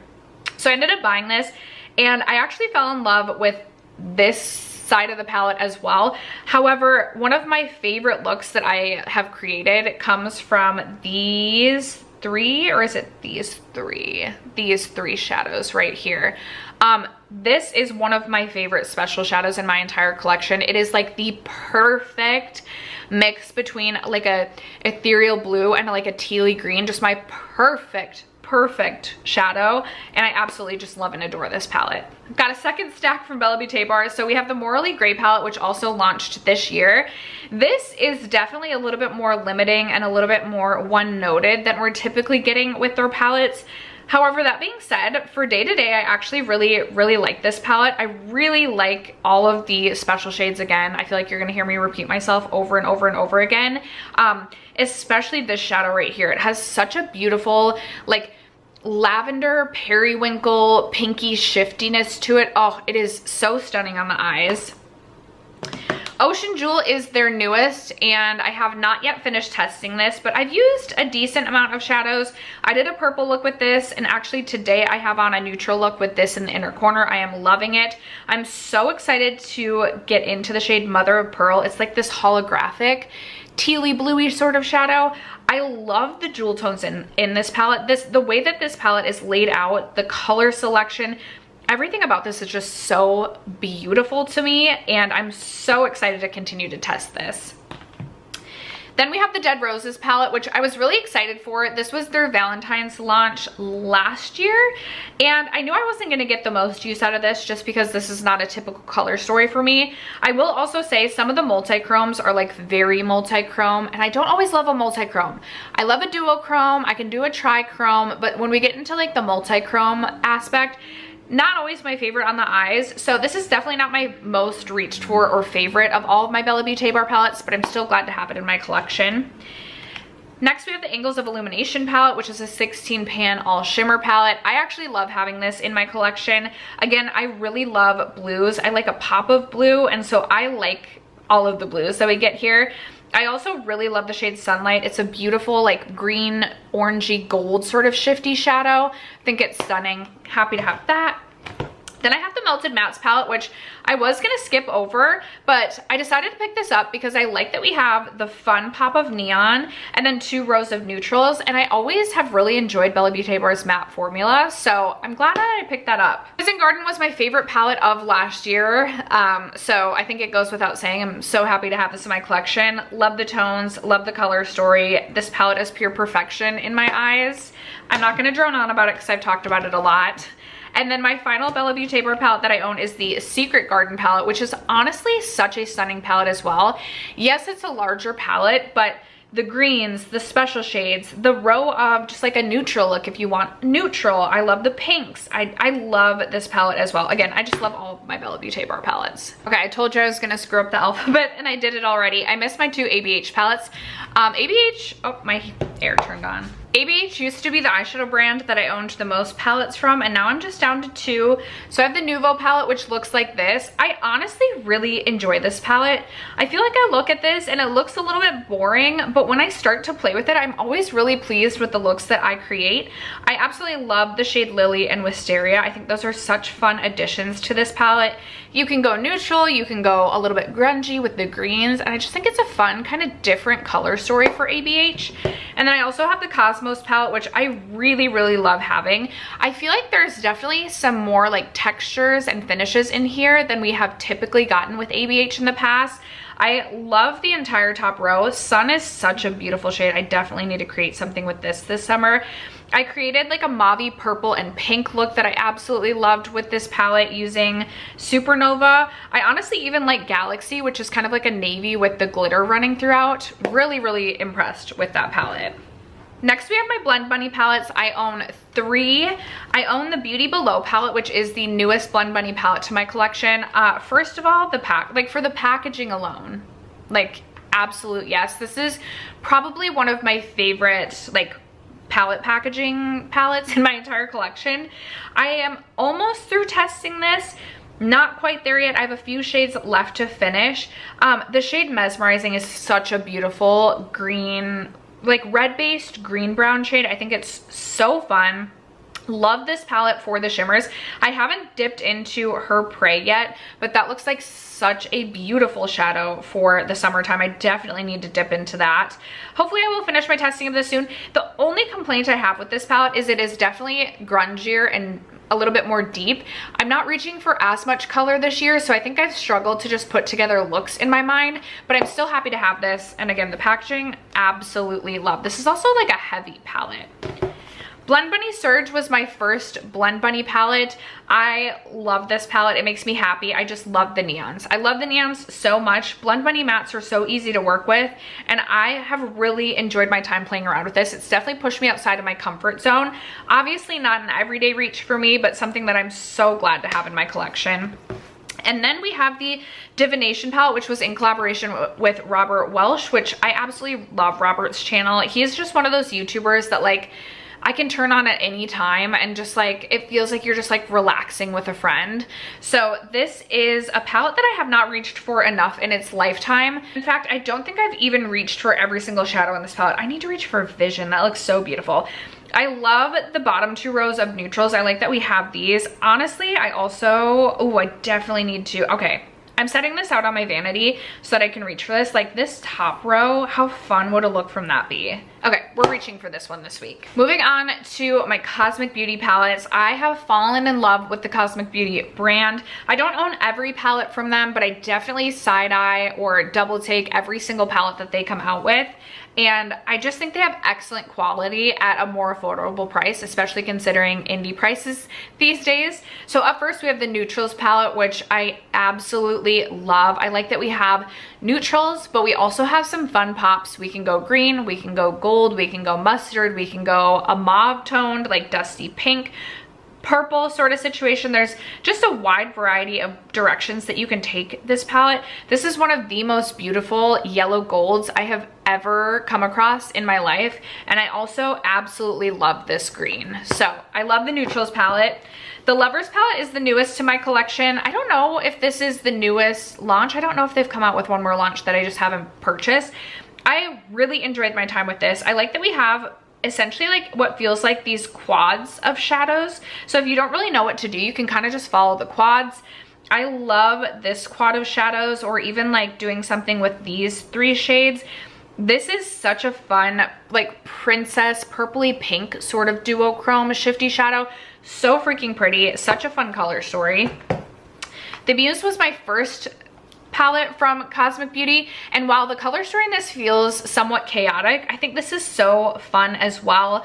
I love antique, I love ambient. Again, the quality is really, really good. There's some fun colors in here that I don't feel like I have throughout my matte shadow collection. Like I definitely don't have anything like this. Not that that's like a most reached for shade.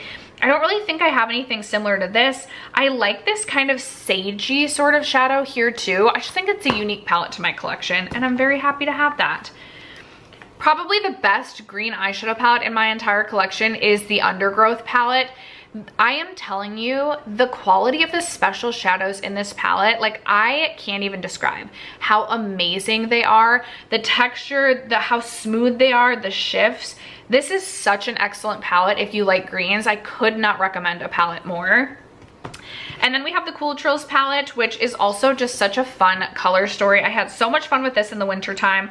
I like that we have a row of like purpley periwinkles, a row of blues, a row of kind of like purples again with this fun pop of bubblegum pink, and then a more neutral row. I am telling you, I created a couple of like snow fairy-esque looks that just made me feel so pretty with this palette. Again, excellent quality and just something I'm so happy to have in my collection. Next, we have my ColourPop palettes. I only have 4 remaining palettes from ColourPop. ColourPop is just not a brand that I really enjoy buying from or get excited about. I just think their quality is fine, but I don't know. I would prefer to buy from, I would prefer to spend more money and save my money on like a special indie palette. Anyway, I have Little Ray of Sunshine, which I do love. This is such a fun 9-pan matte palette, especially if you're someone who likes grungy tones, mustards, likes a little bit of yellow in their warmth. I think this is stunning. Then we have the Wild Child palette, which is a fun one for a more sultry, deep look. I really enjoy having this palette as well. I love the shade Fierce. I think that's so fun. I don't reach for this palette enough, but I definitely need to, especially this summer, for like a sultry, bronzy look. Lemoncello is definitely my most used of all of my ColourPop palettes. I have raved about this palette for several years on my channel. I bought this when this first launched. I could not put it down. I could not stop reaching for it. I still really enjoy having this palette in my collection. It just makes me happy to look at, and it's just such a cute one. And then I have the Muppets palette, which looks like this. I was actually really impressed with the quality in the Muppets palette. I think this is fun. I like the variety of different color options we have. I like that we have pinks.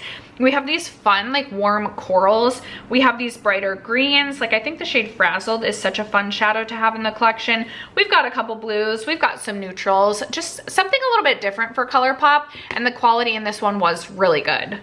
I have a collection of shadows that came with this Z palette, and I've actually added a few more singles to this, but this was the Cleota Sunken Treasures like collection of shadows. I also have some of my dragon fruit shadows in here, but I just wanted to share this. I am not great at reaching for my single shadows. I tried at the beginning of the year. I feel like I was kind of good at the beginning of the year, and I've fallen off the wagon again, but I clearly love green eyeshadow, so we got a lot of green happening in here. And then I did buy the Paleo palette at the end of last year. I love this. However, I will say I'm not super impressed with the quality of the mattes. I really love the special shadows, which obviously Cleota is known for, but I find the matte shadows to be quite powdery and not the easiest to work with. These two are fine. Honestly, these three are fine, but I was not a huge fan of these two matte shadows. Still really love having this in my collection because I do love all of the special shadows in here, but there's definitely room to improve on the mattes. I have a couple of Dose of Colors palettes. I do still have Sassy Siennas. I don't know why I can't get myself to declutter this. I literally never reach for this, but I do like this, so I just need to reach for it more. Like, I'm not saying I want to declutter it, I just literally never reach for it.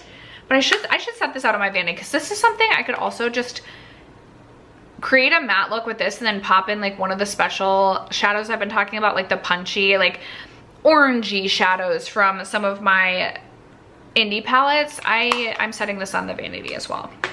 And then I have my Friendcation palette, which has had a long life with me. This is definitely a beat up palette. This shadow has pretty much shattered. I've had to repress this shadow in here. I'm honestly so surprised I don't have a pan in this palette. I'm so close, or at least feels so close to pan in these two shadows, possibly this one as well. I think this is such a beautiful palette, and I honestly just cannot get myself to declutter this. This is my go-to palette when I am going to a country concert. I don't know what it is, but this is just always the palette I whip out for my country palette or country concert looks. I honestly wish that they would re-release this. I would rebuy this if they re-released. I have one remaining palette from Divaroon Cosmetics. Divaroon, I'm honestly not sure how to pronounce their brand name, but this is the Dewdrops palette. I have owned all the palettes from the brand in the past. I was not a huge fan of their mattes. Their special shadows are so special, and honestly, if they continued to release little 6 pans like this with just special shadows, I would buy it. I love every single shadow in this palette. This is one of my most used palettes so far this year. I like that we have this really beautiful yellow. The shade Splish is such a beautiful silvery shadow, and I love this little guy. Then I have my Danessa Myricks palettes. I do love the Danessa Myricks palette. So I have Lightwork Volume 3. I just have the one that was sold, I believe it's Sephora. There was a larger one. I'm honestly just fine having this one. This is my first Danessa palette. It is the palette that made me kind of fall in love with these sort of special shades. I always say I used to swatch this on my patio and just like sit out in the summer sun looking at the shifts. I literally used to do that, and it made me happy. This is my most used palette in my entire collection because I use this every single day for my eyebrows. It's the Danessa Myricks Groundworks Defining Neutrals. I also have the Blooming palette, which I definitely do not reach for as much, but I own it. Then I have the Lightwork Volume 6 eyeshadow palette, which looks like this. I have a whole dedicated review to this palette on my channel. I love the innovative packaging on this. Love the shadows. So glad to have that in my collection. And then I have the Volume 4, which looks like this. The 4 large shadows in the center are these like special shadows. Some of them are like these flakies. Some of them are water activated. I honestly have had a lot of fun with specifically like this water activated shadow. I think this is such a fun color story. So much color, so much shift in that. Love it. And then I have the Lightwork Volume 5 as well. Again, so much fun. So many different textures, finishes, and tones in this palette. I do love my Danessa Myricks palettes. Next up we have Fantasy Cosmetica. I only currently own 4 palettes from Fantasy Cosmetica. I do love the brand though, and they always intrigue me. I just find myself never like actually making the purchase. But first I have the Druid palette. This was my first palette from Fantasy Cosmetica. Really love these two special shadows in this palette. Then I have the Enchanted Autumn palette, which is another really beautiful palette. This silver is so stunning. I also really love this green. Then I have the Monk palette, which is my newest to the collection. I am so pleased with this palette. It is such a beautiful, warm toned, just fiery yellow and orange palette. I love every single special shadow in this palette, and I'm so happy to have that. And then I have the Harvest of Souls palette, which is another really fun one. I believe this is the largest palette in the Fantasy Cosmetica line. I like that we have just the different quads of colors. So again, if you don't know what you want to do with the palette, you can kind of just follow the quad. We have two really lovely metallic blues, and overall just such a gorgeous palette. I also really love this bright, like neon-y yet pastel-y sort of green shadow. It's so stunning. I only have two remaining Glam Light palettes. I do think during my year-end declutter, I will declutter my Chocolate Martini palette. I just haven't been inspired by this palette this year. It was going in my These Products Will Self-Destruct palette, and I just could not get myself to No Pan Left Behind it. It just leans a little bit rosier than I typically prefer. I still think it's excellent quality. I just think that I could find this a home that it'll get used more. And then I do still love having my Ice Cream palette in here. I just think this is such a fun color story. Definitely a lot of unique shades to my collection. Excellent quality. Love this one. Then we have my Glam Light palette. So I have the Glam Lights Fairy Lights palette, which is a 6-pan all metallic palette. I definitely probably didn't need to get this one, but it's still fun to have. We have my original, like, most favorite Glam Light palette. This is the Nearly Natural. They have released an updated version of the Nearly Natural, which we'll get to. I do still like having this one in my collection as well, though. So I will be keeping both in the year-end declutter, at least as of this moment. Then I have Barely Basic. No. Okay, I want to make sure. I'm not sure if I dropped this palette or not, but it looks like a couple of my mattes. Like, that looks a little odd. Not like odd, like moldy or anything, but it looks like, I don't know, my matte is just like drying out kind of weird. That's odd. But I have the Barely Basic palette. I think this one is also beautiful. I do really like the Glaminatrix formula. Sugar and Spice, I did swap out a couple of my matte shadows. Not my favorite color story of all time, but I do really love the shade Basil down here and some of the other metallics, like this metallic Nutmeg, so pretty. Again, not my favorite palette though. Then we have Rich Romantic. I love the special shadows in this palette. I think they're really, really pretty. Not my favorite color story of all time, I will say, especially like in terms of just this variety of matte. I don't know. There's something about the color story that throws me off a little bit, especially because the majority of the duochromes or the shifts in this palette shift green, so it's just a little bit different, but I still think the special shades specifically are so pretty. And then we have the newer updated version of Nearly Natural, which has more shades. I will say I do find the matte formula in this palette to be more powdery than the original, and even a little bit more powdery than I'm used to with Glaminatrix. I definitely do have my eye on the new palette to their collection, the like Timeless Tones. I think that looks so pretty. The metallics or the special shimmer shades in this palette truly steal the show for me. They're just so sparkly and impactful and just pretty on the eyes.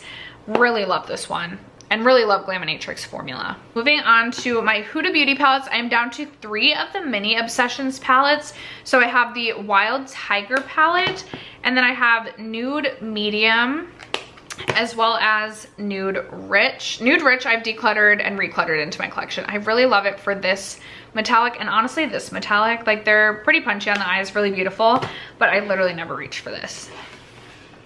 Then we have the Rose Quartz palette, which is my favorite of all of the larger Huda palettes. I just think that the color story in this is so pretty and ethereal. I always like the looks that I get when I create looks with that. Icy Nude was the holiday launch last year. Not the most riveting color story of all time, and honestly, this shadow is a joke of a shade. Just like the worst glitter I think I've ever come across in all of my years of makeup, except for maybe the glitter that was in the Desert Rose by Huda Beauty. I will say, as of this moment, like, I've created a couple looks with this that I do like, but if this were to like go missing, I wouldn't be that sad about it. Huda Mercury Retrograde is just such a special palette. I don't know, this just holds just memories. I love this palette. I talk about this all the time about how I love this palette so much. I love these 3 metallic shades so much. I feel like I'm so close to a pan in Nebula. I honestly only have 1 pan in this palette, which is really sad because I've owned this for so long. I feel like I've used this so much. I'd love to see a couple more pans in this palette. Naughty Nudes, I recently no pan left behind it, and I was quite surprised at how much I enjoyed reaching for this. Sometimes I'm like, okay, this just leans a little bit more rosy than I want, but I really loved every look that I created with this. And then we have the Empowered palette, which I really enjoyed when this first launched. I loved reaching for this, but this got rolled into my No Pan Left Behind series, and the more that I look at this palette and the more I consider it, the more I just don't love this color story. It's way too peachy warm on this side, and then we've got this like, I don't know, there's something about this shade. I wish we could almost just maybe take that shade out, but then we've got these like cool toned gray purples. There's something that just throws me off about this color story. Yes, there's some special shadows in here I think are stunning. The shade Charisma, I have nothing like that in my entire collection, but I do think this is something that ultimately I will end up decluttering at the end of the year. And then we have the Pretty Grunge palette. This is the one that the Miss Haven dupes that I couldn't think of yet again. Again, not the most riveting color story, but I do like this, especially if I wanted like more of a grungy, mauve-y, almost like going to like a rock concert sort of situation. I don't know, I do appreciate this palette. I like the shade Maverick. I think that's a beautiful shade. Heroine is pretty, and I do enjoy having this one in my collection. All right, I do own 7 of the Kaja stacks. I do like count these as inventory in my eyeshadow palettes, even though they're just little trios. But I have Coral Sunrise here. I do love the Kaja stacks for traveling, and honestly I've reached for some of these a lot more this year than I have in years past, and I have enjoyed having them. This is one of them, Velvet Dream. I feel like I've reached for a decent amount this year just to create some base matte looks, and then I pop on a like shimmer over top. This one is also one I've reached for quite a bit this year. It's Neutral Moment, all matte. We have Cold Brew, which is a really fun, cool toned brown little trio with a really impactful kind of textured metallic on top. Same thing with Taro Bubble Tea. This is another one that has like a really metallic textured shadow on top, a fun cool toned purple trio. Then I have Peach Madeline. This was like my original favorite. I do really like this. I should pull this one out for the summer. This one again has one of those like textured metallics on top. It's such a pretty peachy shade for the summer. And then we have Chocolate Dahlia, which is such a staple. I'm so close to hitting pan, I feel like, in Chocolate Dahlia on both of the matte shadows. So those are my Kaja stacks. From Kaleidos, I currently have 3 palettes, or sorry, 4. We have one of my favorite palettes of all time. I talk about this so frequently. We have Kaleidos Sashimi City. Newest addition to my Kaleidos collection is the Cold Brew palette. I do own Venus Trap as well, but I gave that one to my daughter. Cold Brew is just like a nice basic everyday cool tone brown palette. We have Flower Punk, which I absolutely love and adore. This is such a special palette. I love the color story. I think this one's so fun. I have such a fun, like these 3 shadows create such a beautiful, just like pink, pretty sort of look. I love. And then we have the Escape Pod, which is, this was my first Kaleidos palette, I think it was. Unless I had some of the 7-pan palette or 6-pan, oh my gosh, Astro palettes, whatever they call those. I can't remember, but this is like one of the first colorful palettes that I ever owned, and this just holds a special place in my heart as well. Then I own 2 palettes from It's Belle Cosmetics, which I don't believe is a brand anymore. I have the Flare palette, which is a 9-pan all shimmer palette. I actually really enjoy this. I think it's a fun companion palette. The shade Morganite is a really beautiful peachy pink shifty shadow. I love a peachy pink shifty shadow. And then I have Under the Full Moon, which I honestly was pretty unimpressed with. Didn't think the mattes in this were very good, and I honestly don't know that I'll end up keeping this. I'd be curious if these are magnetized pans, because I definitely would keep like Full Moon, August 1st, Moon Glade, and Late Summer, but I was really underwhelmed with the quality of this palette. And then I have the Clarity Cosmetics So Amazing eyeshadow palette, which is a really fun kind of pastel palette with beautiful, beautiful duochromes. I love the shade Don't Be Shellfish. Obviously, I have a pan in that. Also, Oh Ship. I created like a cotton candy-esque sort of look with this the other day and filmed a couple videos with it. You guys really seem to enjoy that look. My daughter did too, and I had fun creating that. So this is not a most reached for palette, but it is fun to reach for and to create some pastel-y looks from time to time. Okay, moving on to my L palettes. From Linda Hallberg, I have this cute little quad. This is the Shimmer Saga. This is such a good little companion palette. Honestly, I reach for this if I am feeling like I'm like bored by a look and want to add just a little something extra. I'll reach into this, and I love having it for that reason. I have the Lawless the Dreamy Dozen 2, which I actually really like. I have not always been the biggest fan of Lawless eyeshadow, but I thought that this was good quality mattes, metallic foiled shimmers, color story very boring and basic, but honestly just kind of what I'm into these days. So I am happy to have that in my collection. I have 2 lethal palettes. I definitely am interested in more lethal palettes. I still want the blue Avatar palette, and I side-eye almost every lethal palette. So I have the Wildfire palette. The only thing is they don't put the names on their palettes, which drives me nuts. But I have this one, which I believe is the Wildflower. And then I think this is the Midnight Serenade. I will say I was a little underwhelmed in the quality of the Midnight Serenade. I didn't feel like the special shadows stayed on my eyes for more than like 4, 5, 6 hours, and I did feel like some of the mattes were just a little bit more powdery than I prefer, and kind of I struggled, like they would blend away, like I couldn't get them necessarily to build on one another. I think maybe that's why I've struggled or I've hesitated to buy more lethal palettes, but I've heard nothing but good things about their quality. I struggled a little bit with this one. I still like having this. I think the shade Enchantress is such a punchy, beautiful pink on the eyes, and I'm so glad that I have this. I'm not considering decluttering it by any means. From MAC, I have the Encrypted Kryptonite palette. I bought this because I wanted Satin Taupe back in my life. Satin Taupe was like a most used eyeshadow for several years throughout high school and college. Again, not my most used eyeshadow palette, but still glad to have it. From Melt Cosmetics, I do own the Bad Side Zodiac palette. This is the Earth palette. I was actually really impressed with the quality in this palette. I have not always been impressed with the Melt quality, but I thought that this one was a good one, and I like that it's just a cute little palette. Smoke Sessions palette was the first Melt palette I ever owned. I love this palette for the green metallics. Not impressed by the 2 matte shadows, but this is kind of a nostalgic palette just because it was one of my first really pricey palettes. It was my first Melt palette. It was when Melt was still like a really cool brand, and so I like to keep that one around. I actually recluttered this into my collection, and I found this like shoved towards the back of my shelf. I want to include this in my inventory because I do want to pull this back out this fall and see if this is something that I might want to actually keep. There's something about the color story that I'm just really liking right now. So we'll see, Maybe I'll end up decluttering that again, but I did reclutter that back into my collection. And then I have the Gemini palette, which again, I just have a special place in my heart for this one. It's definitely not a most reach for, not a most use. In fact, I neglect this one very hard, but I still appreciate this palette for the color story. I love the outer packaging, and it's something that I cannot get myself to declutter. So those are all of my Melt palettes.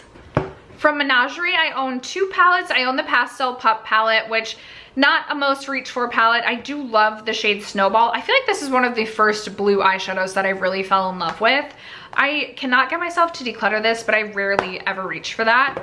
And then I also own the Killer Purr palette. I did have one shadow Fallout and Break, which I think was the like bone colored shade. So honestly, I'm fine with that. I do love the shade Maine in this palette. Again, it's kind of one of those golden peachy pink sort of shadows. Not my most reached for palette, but I do think the quality in this one is good. I also broke the mirror in this one, so bad luck. I own 1 palette still from Nabla. I used to own quite a few more. I own the the Fairy Lights, Glorious Lights glitter palette. I actually really like having this in my collection.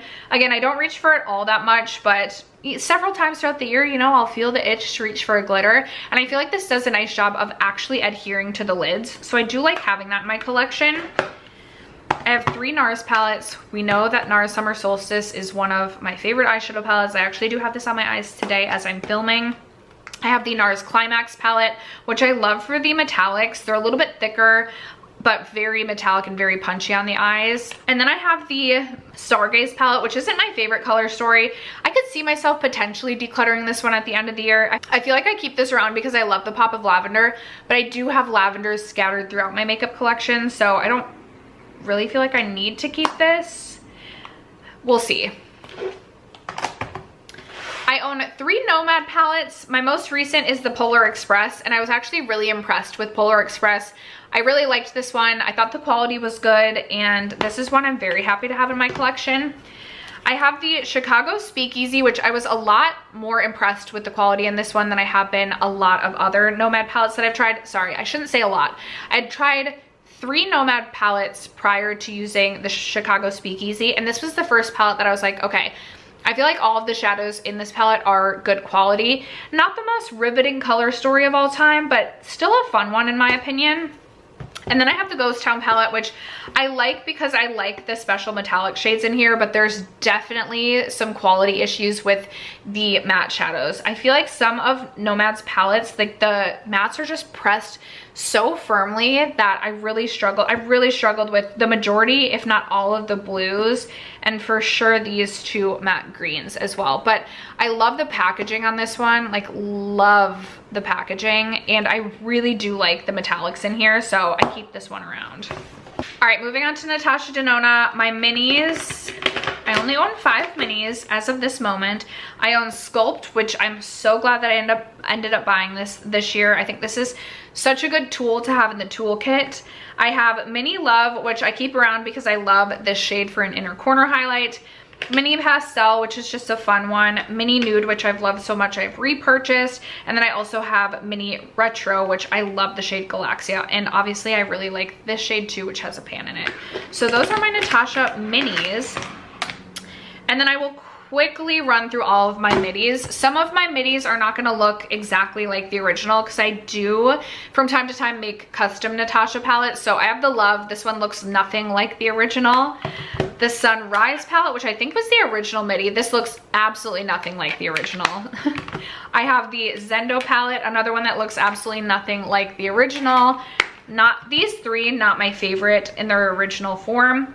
I have the Xenon palette, which I have made a custom palette in here, and I honestly think this color story is so fun. There are some shades from the Xenon and some from other palettes, other Natasha palettes, but I like that we have like blues and purples and pinks. I don't know, I like this color story so much more than the original Xenon. We have the Golden palette, which I believe is my current favorite midi palette. I've just really enjoyed reaching for this. I like that we mostly just have like very neutral / warm leading browns. Such a perfect palette. Then I have my Dream, which I don't think is quite the original, but I think it's pretty close. We have Bloom, which is the newest one to my collection. I absolutely love this palette. I think it's beautiful. I was actually really impressed and kind of surprised by how much I did end up liking the Bloom palette. Pastel was not my favorite, but a fun color story. Retro Glam, also not my favorite. This is not the original color story of Retro Glam. Honestly, this one even looks worse, but Retro Glam definitely was not my favorite color story. I Need a Warm is definitely one that I really like. This is right up there with Golden. I think this is such a fun, beautiful color story. There's different textures in here. There's different finishes in here, and I was a fan of the I Need a Warm. I also really like I Need a Nude. I feel like the more I use this, the more I fall in love with this. Recently No Pan Left Behind did this and really fell in love with these 2 shadows right here. I already knew that I loved this one, but I really grew an appreciation for this shade right here. I also think the like lid topper shades in here are really pretty, so enjoy that. We have the Yucca palette, which we love for a grungy sort of safari theme. I do really love this shade right here for just like a fun, punchy, kind of textured green gold sort of shadow. We have the Glam palette, which is a classic. I do actually really like having this one around, mostly to just create kind of base looks. And then usually I'll add like a punchy indie shadow to go with this, but just a classic. And finally, I have the Retro palette, which again looks nothing like the original. I don't know how I almost forgot my Natasha Denona large palettes. We have the Gold palette, which just love, just love this so much. One of my top favorite palettes in my entire collection. I have the Lila and Biba, which I've mixed together now. So this is a mixture of Lila and Biba, and this is basically all of the the misfit shadows that I just don't love or didn't, I don't know. I really like this color story, and this just, I'm not gonna say I don't need, but this is just housing shadows I'm not as excited about. So those are the rest of my Natasha palettes. All right, moving on to my Odin's Eye palettes. I'll be really curious. I would like to get through as many of my Odin's Eye palettes, no pen left behind, this year. I'll be curious to see what I keep at the end of the year for Odin's Eye. But I have the Trick or Treat palette, which I actually do really love this palette. I love the color story. I like that we have warm tones, but we have some greens in here as well. I love this shadow right here. It has a pan in it. Then I have the Merry Christmas palette, which is another classic, like really fun, good Odin's Eye palette. Same thing with the Christmas Eve palette. Although I will say I don't know that I'm as inspired by this palette as I used to be. I have the original Hella palette, which was in collaboration with Angie. I love the shade Double Sided down here. And I do think that this is a fun color story as well. And then I have the Lil Ghost palette, another fun color story that definitely pushed me outside of my comfort zone, but I did end up liking this one as well. I wasn't as impressed with the quality of the next four. So I have the Sea Talk palette. I love Lauren from Lauren May Beauty, so I do like having this palette for that reason. I did struggle with the quality in some of these shadows though. I'm curious to pull this back out and use it again and just see what my thoughts would be now. I have the Flora Story palette, which is going in my current No Pan Left Behind. I have not been able to get myself to reach for this, so I need to do that. This shade Misty is such a beautiful one. I have Mighty Monster, which is the only palette from this collection that I did end up keeping, and I kept it because I do really like all of the metallic shadows in this palette. And then finally I have the Stone and Rock palette, which I thought overall was not good quality, but I do really love the shade High Spirits and a couple other of the special shadows in here, which is why I've kept this palette around as well. For Pat McGrath, I do have the Interstellar Icon quad still. This is the only remaining Pat McGrath quad that I still own. And then I own, okay, not all of my Pat McGrath palettes have the name of them on the back, and I do not have them all memorized, but I have this one. This is not my favorite. I do like these two special shadows, but not my favorite palette ever. Then I have the, was this the Divine Rose? I could be wrong. I do really like this sparkly shadow right here, but overall, again, kind of just like a boring looking palette. I'm sorry if that's like a favorite palette of yours. This one is a very boring looking palette, but I love this one, so you know, there's that. I love the mattes in here. They're not like rosy tone mattes, they're very cool tone mattes. I do love blues, so obviously I really like the special shadows in this palette, and this is a palette I am really happy to have. I have the Utopian palette, which is not a personal favorite of mine. I feel like the Utopian is loved by so many, but this one just, it's almost just too pink for me. I don't know, this is one that I don't know. I feel like I should keep it just because I spent so much money on it. It is Pat McGrath, but I don't know, it just doesn't really inspire me anymore. Then I have Moonlit Seduction, which I do really love. I think this is such a stunning palette. I love these 5 shades. I will say the matte shadows, I would have personally liked not rosy mattes. I would have liked to commit to more cool tone browns perhaps, but I do overall like Moonlit Seduction.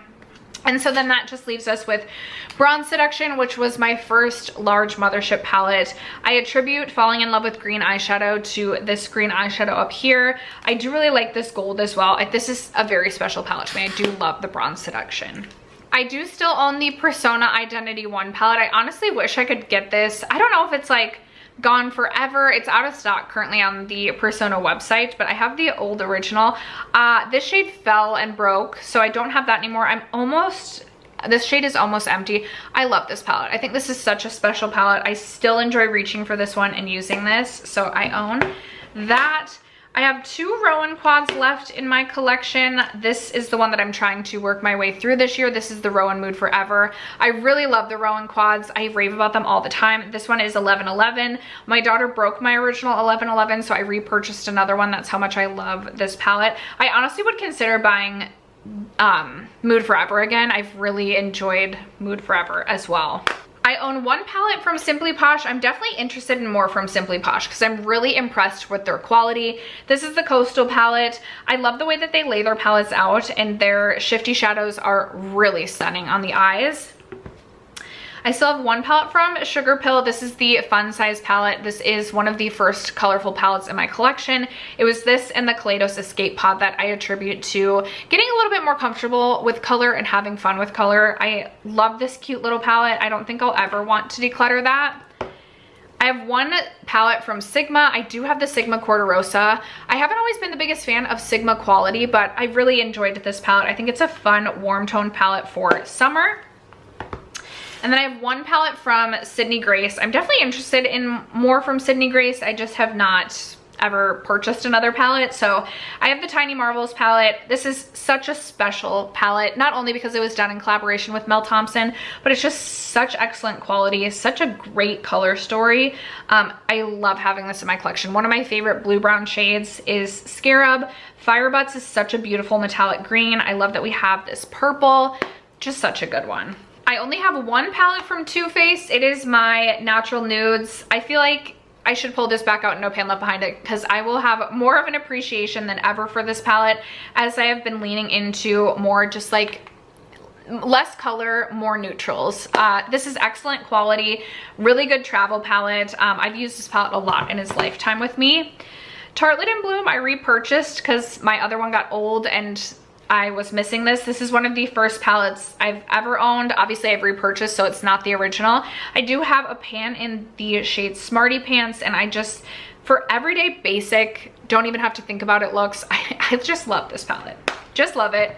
And then I have the Terra Moon's Space Chemistry palette, which was not a favorite in terms of quality. I thought that the mattes in this were honestly terrible, very powdery, blended away into nothing. And I do feel like the metallics don't stay on the eyes all day long.